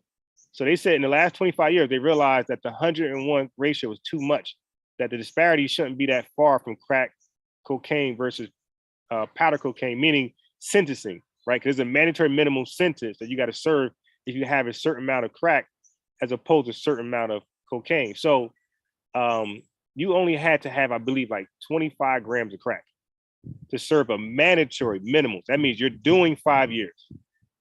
So to serve 5 years for a possession of crack, I think you had to have 25 grams. Do not quote me. As opposed to cocaine. So if you multiply 100 to 20, so if the crack requirement was 5 years, was the possession was 25, and that's also for the drug user as well. So there was no discrimination. The drug user or the drug dealer, whoever was found with that possession of crack, I think it was 25 grams of crack, you're doing 5 years minimum. And anybody my age or close or a little older, you knew that you had seen crackheads come home cocky as fuck. That's because they've been in jail for 5 years or more. They were not there for, for some, what's it called when they, like a personal usage. They said they don't care about personal usage. So anyway, when Obama amended it, you're about to find out for yourself. When he amended it, he also, I think he kicked the whole personal usage. So he amended it to just drug selling people. It wasn't like people who had a problem, a health crisis shit. So anyway, so if 25 grams of crack is what you needed to possess to serve 5 years mandatory, cocaine will be 2,500 grams. You got to multiply 25 to 100. So it would take 2,500 grams of cocaine to do the same 5-year mandatory minimum sentence. Okay. Now, here's the catch. What is the likeliness of a crack dealer to possess 25 grams at any time? Very high, because you can have that in your hand, your pocket, your boxers, your sock. What's the likeliness of a cocaine dealer ever at one time handling 2,500 grams of cocaine? Very unlikely, because you're gonna need a book bag or some shit like that. You dig? So the crack dealer will be caught in doing these mandatory minimum sentences because the likeliness of him carrying much of crack was very likely. And that value of crack to serve 5 years mandatory was about, I was never a crack dealer, but I asked ex-crack dealers and I researched this, I think about $1,200. So whatever the quantity is, I researched that what it was, how much, it was at that point. So the mandatory minimum of 5 years for selling crack, the possession you needed to sell crack, the street value you got, the worth you got was only about $1,500. So the risk word is bananas. That's a horrible investment. So you're going to risk 5 years for $1,500 as opposed to that coke dealer who's going to risk 5 years for, let's say, 15 to 30 grand. So to him, it was well worth it. You dig? But anyway, let me read the chat. What's going on here? Peace, indigenous, peace, decent. Okay, so check this out. The reasons why I led the fight to try and change it. It takes decades of effort, and the election of Barack Obama. This is Ice-T. This is the topic. The next when I go live, I'm gonna end this live on slavery by another name. I'm gonna end that live, and I'm gonna come back with not an all-out live on this, but we're gonna touch on this. Okay, and I'm gonna explain why I was even interested in crack and hip hop. So this is Ice-T narrating. There's a bunch of different artists. As a matter of fact, he put this link in the chat so we could be on one accord. So y'all goofy niggas don't be arguing with me. Like I throw pie in your face. Okay, so, and I'm also here with it, okay? I'm also here with it. So you can try to be up on it before where I'm going. I don't mind. Here you go. Because we're just going to agree. So I'm also here with it, by the way. Hey, gangster rap, okay? So Schoolie D is seen as the first person not to talk about crack because KRS-One did it and other people did it and they shunned it. We're talking about glorifying the lifestyle of a crack dealer or a coke dealer. So Schoolie D is not just in the Wikipedia, but every other source, even the documentary, he is given the credit for bringing the selling drugs, flamboyant glorification to hip hop. Before him, it was other people dissing drugs like KRS-One.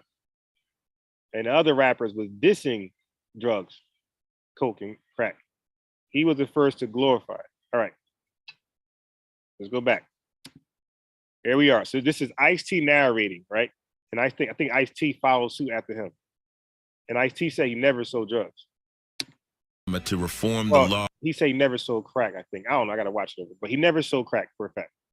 Okay, so now they're going over to the 101 ratio. Look. It takes decades of effort and the election of Barack Obama to reform the law and bring the... Who? What election? Was it Trump or Obama? Was it Trump? So listen, stop coming on this platform. Not, it wasn't y'all. Goofy Negroes, stop going to the barbershop, you ex-felons, bragging about Trump freeing you. It wasn't Trump, my boy. It takes decades of effort and the election of Barack Obama to reform the law and bring the sentencing disparity down from 100 to 1 to 18 to 1. So I'm on live, misquoting this. I said 13. It was actually 18 to 1, as you see. So Obama amended it to 18 to 1. So everybody who was in prison with Trump with charges based on the old law, their time got reassessed and they were leaving with time served. Okay, because now the drugs amount it took to do a mandatory minimum sentence, now it's at 13 to 1. It's no longer, like, so basically you was doing football years you shouldn't have been. You should have been doing like maybe 5, 7 years or even 2 years. So they were coming home like hotcakes. And the Republicans were saying, look at Obama. See, you guys got no history. Look at this. Y'all hate Obama so much that you blind yourself. Where's DJ Focus? They hate Obama so much they blind themselves. When Obama amended this ratio, this crack cocaine, powder cocaine ratio, the Republicans news circles were saying Obama is releasing the felons, the crack dealers. Like they were shaming him. Watch this.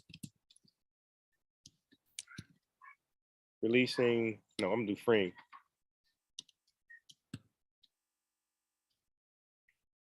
Freeing, I'm trying to right.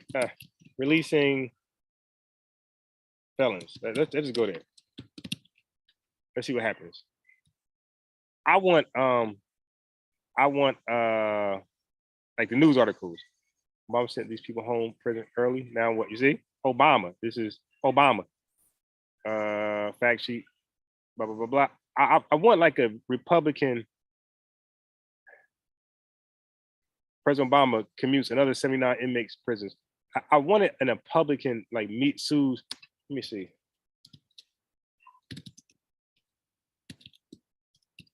I wanted to get it from their perspective.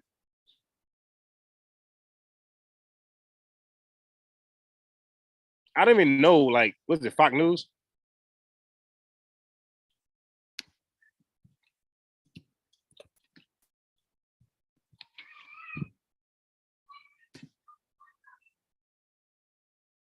That wasn't it. And final act as president, Obama commutes 30, this is still saying Washington. Okay, I don't know. But the Republicans were smearing Obama, depicting him as like just letting go prisoners for no reason. Okay.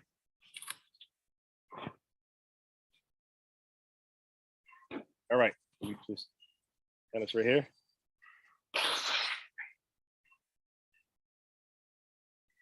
As you can see, all those links were blue. That means I never clicked one of them. All right. So let's go back to what I was doing with the 18 to 1. Obama got the credit. Watch this. So yesterday we took an important step forward when Congress passed a fair sentence. So yesterday we took. What year is this? 2010. I believe Obama's still in office. Y'all mad. Listen. An important step forward when Congress passed a fair sentencing bill that I look forward to signing into law, a bipartisan bill to Fair Sentencing Act, it was called, 2010. Help right a long-standing wrong by narrowing sentencing disparity. Look at that, Kane. Where's Biden? Biden, is that him right here? A bipartisan bill to help right a that's Biden, there you go, that's Biden. He right there. Wrong by narrowing sentencing disparities between those convicted of crack cocaine and powder cocaine. It's the right thing to do. All right, so now I want to go here with it, okay? So now you see who did that. I want you to see what President Reagan did. Okay. You see what Obama did, because a lot of y'all goes to the 94 crime bill, and I'll be waiting. I'll be waiting for y'all to do that. Man, I'll pounce on you, rip you to pieces. I'll wait till y'all go 94 crime bill. Uncle them had a show on that, and they was demonizing, man, and I ain't know about that. So when X told me, I got on the phone with Unc, man. Unc ain't want no smoke with that one. He tried to argue me a little bit, but he wouldn't go live with that. All right. But it was, when we argue with Unc on the phone, it'd be all love. Because a lot of times I talk to Concrete Corey, we be on the phone chopping it up, but we do more business talking. Me and Concrete, it'd be more like construction, productive and construction. It'd be more business. Me and Concrete talk. Me and Chef used to talk a lot.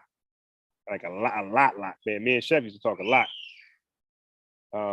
Me and Sosa talked a few times. Me and No Ma'am talked a few times. The Watcher, used to chop it up with him. I got to talk to Dice Man more often. But yeah, so I'm accessible. Like me and I think Indigenous maybe talk once or twice. Yeah, but I'm very accessible. When y'all want to chop it up off the record, no problem. Okay. So I want to find Reagan. Moment to address the nation. Today, there's a new epidemic. Okay, so look at the dates. Remember, he said 25 years later, we got correct and wrong. So what is 94 plus 25? That wouldn't make sense, right? That wouldn't add. What is 86 plus 25? Smokable cocaine, Pretty close, right? otherwise known as crack.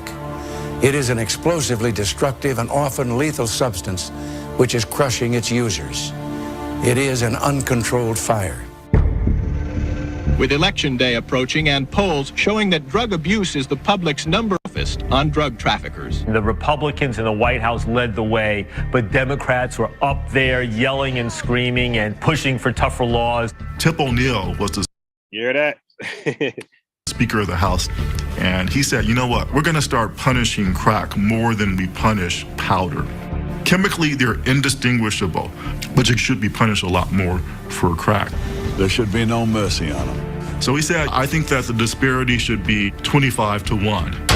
So for every 1 gram of crack, So the first suggestion was 25, and then it went to you should get the same punishment as on crime people. It was 75, then went to 100. See, 75, 100 to 1. 100. That's how drug policy gets made. We're getting tough on drugs, and we mean business. To those who are thinking of using drugs, we say stop. And to those who are pushing drugs, we say beware. The Anti-Drug Abuse Act. What's it called, Mr. Ice-T? What is he signing? Okay. Let me go and put that in for you, all right? Stop playing. I'm like that, bro. I'm really like that. Stop what they be saying in the streets. Stop. Don't play with them. Yeah. I'm really like that. Okay.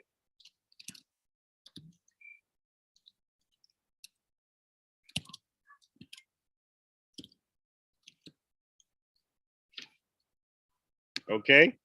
I'm really like that. Don't play with them.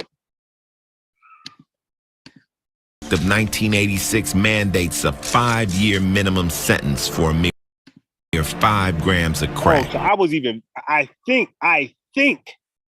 the 94 crime bill pushed up to 25 grams. I think. But look what the Republicans did. Are y'all listening and watching the screen? The Republicans said in 1986, Chief X, you're listening, it said the Republicans in 1986, the Anti-Drug Abuse Act of 1986, 5 grams of crack. 5-year mandatory minimum. What is the likeliness of even the worst petty crack dealer to at any time possess 5 grams of crack? So I think this might be the right amount, by the way, as I'm thinking. I don't think it was ever 25. I think it was 5, which is ridiculous. That could fit in your mouth. It could fit anywhere. So come on. And like I said, the street value is like $1,200. So this is like just, nothing to have that much on you. So of course they had more. But so you would need the equivalent to cocaine, you would need 500 grams of coke. Again, we're talking about a package that looked like cake mix.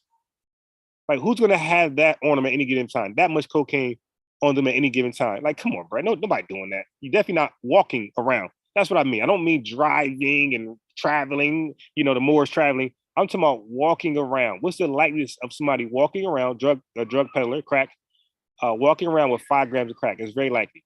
There's no real money. But what is the likeliness of a coke dealer walking around, riding a bike with 500 grams of coke? It's not realistic. So most coke dealers, as you guys can imagine, was not serving 5 years when they get caught.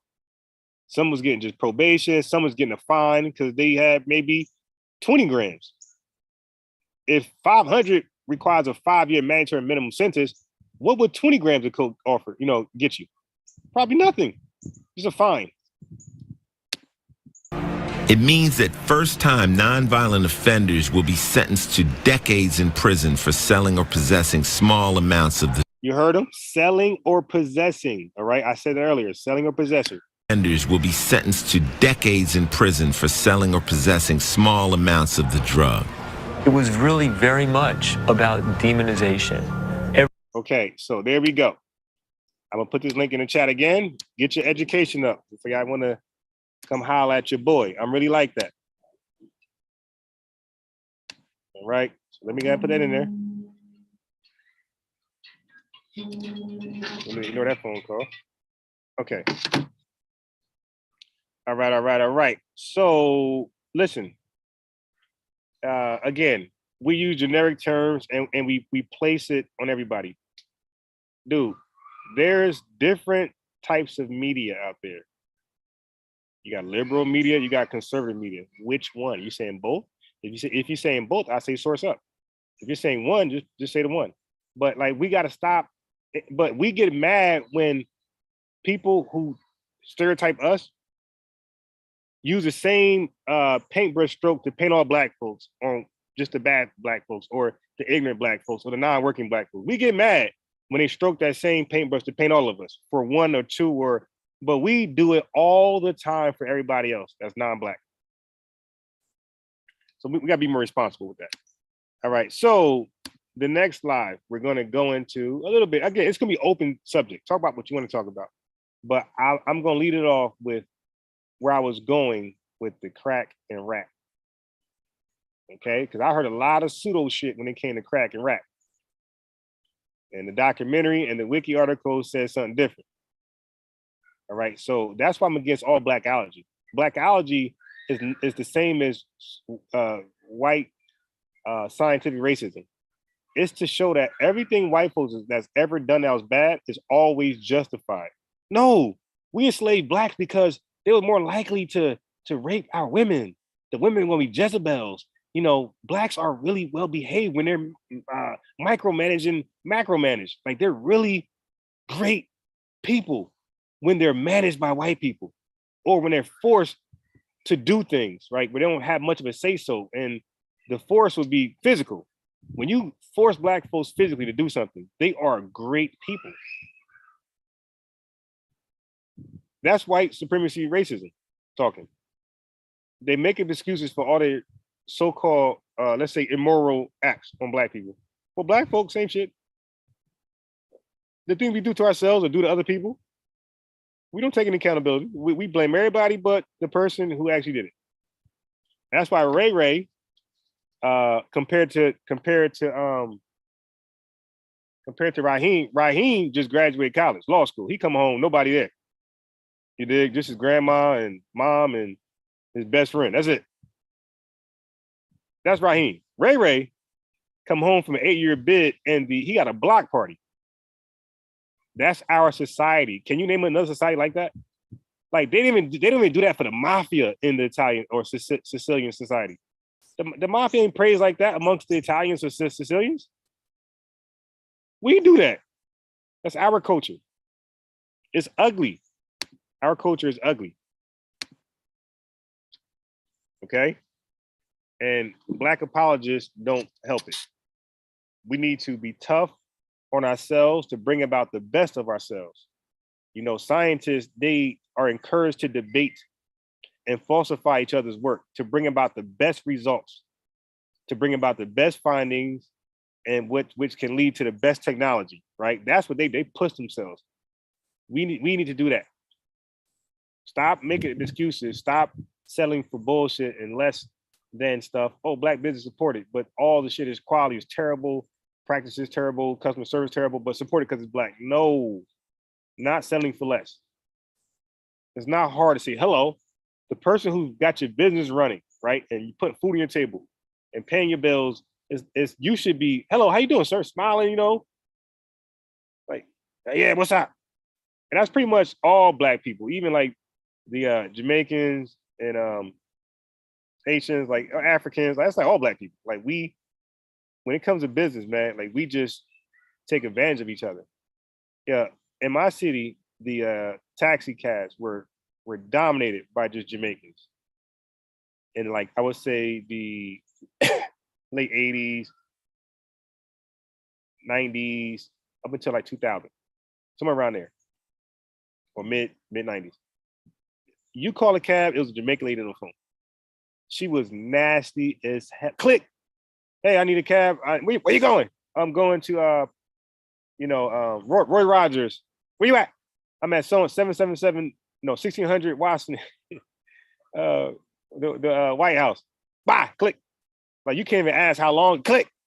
She was nasty. Anybody, DJ Focus will tell you, anybody in my city, it was nasty as hell. And all she did was set up an environment to get replaced by Hispanics, because when Hispanics started to compete with her, black folks in my city still were the clear majority in my city. But guess what? Now the work is divided because of her stank attitude. So now we're going to Hispanics, the people who should have made no money amongst all blacks. But because we hated her customer service so much, people just call, and because she's so unprofessional, people start, and like the owner ain't check her. There was no supervision. There was no nothing to put her in check. Just reign, just talk how you want to talk, and that's it. Well, guess what? They had a business, and nobody black or close been servicing us with taxis since then. It's been all Hispanics. All Hispanics. So yeah, but people start going to the Hispanic because they got treated better, because they got no choice. You dig? We are the majority. They gotta be nice to us. So they're more nicer, they're on time, car clean, all that type of shit. I'm telling you, we take advantage of each other, and that's the pitfall for some of our unsuccess ways. You dig? And we got it. In order to grow and overcome this stuff, we gotta hold each other accountable, right? We gotta do it. We gotta stop giving passes. Like we gotta stop dapping up the worst of our society and the people who are contributing to our society or got the best image, we barely speak to them. We gotta stop doing that, man. So anyway,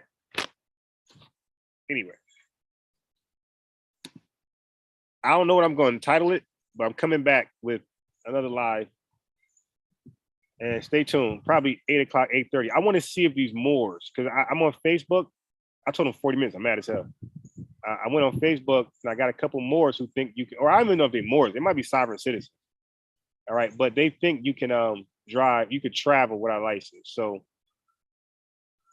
let's see if they take the bait. So one dude did say send the information. So let's see if they take the bait. I'm gonna tell them I don't know, 8:30. Wednesday afternoon, double trouble. Peace. Nice, man. Yeah, I got this damn summer cold, man. I got the headache piling up on me, blowing my nose. I had to cancel my classes today because I didn't want to go in front of these kids, sneezing and blow my nose every, 10 minutes, looking like I'm COVID. And the headache is starting to pile up. And like, I was like, I wonder if this headache, can this be like a summer flu or even a weak variation of COVID-19? I don't know. Watered down variation. I don't know. But the headache's starting to brew a little bit. So, hey, Dice Man, tune in about half an hour. I'm going to get off. You dig? And I'm coming back with some hip hop stuff. Also, I've been watching about Haiti too. I've been watching like documentaries on the gangs in Haiti. in the state of Haiti, man, that's very interesting, man. The gangs in Haiti, like, man, they be warring. They be straight up war at each other. You know, so interesting stuff to talk about. But yeah, so check me out in about 8:15, 8:30 latest. And I'm back with you. Thanks for tuning in. I hope you learned something from so far chapter 2 of the book, Slavery by Another Name. And tomorrow, chapter 3, or inshallah, tomorrow, chapter 3.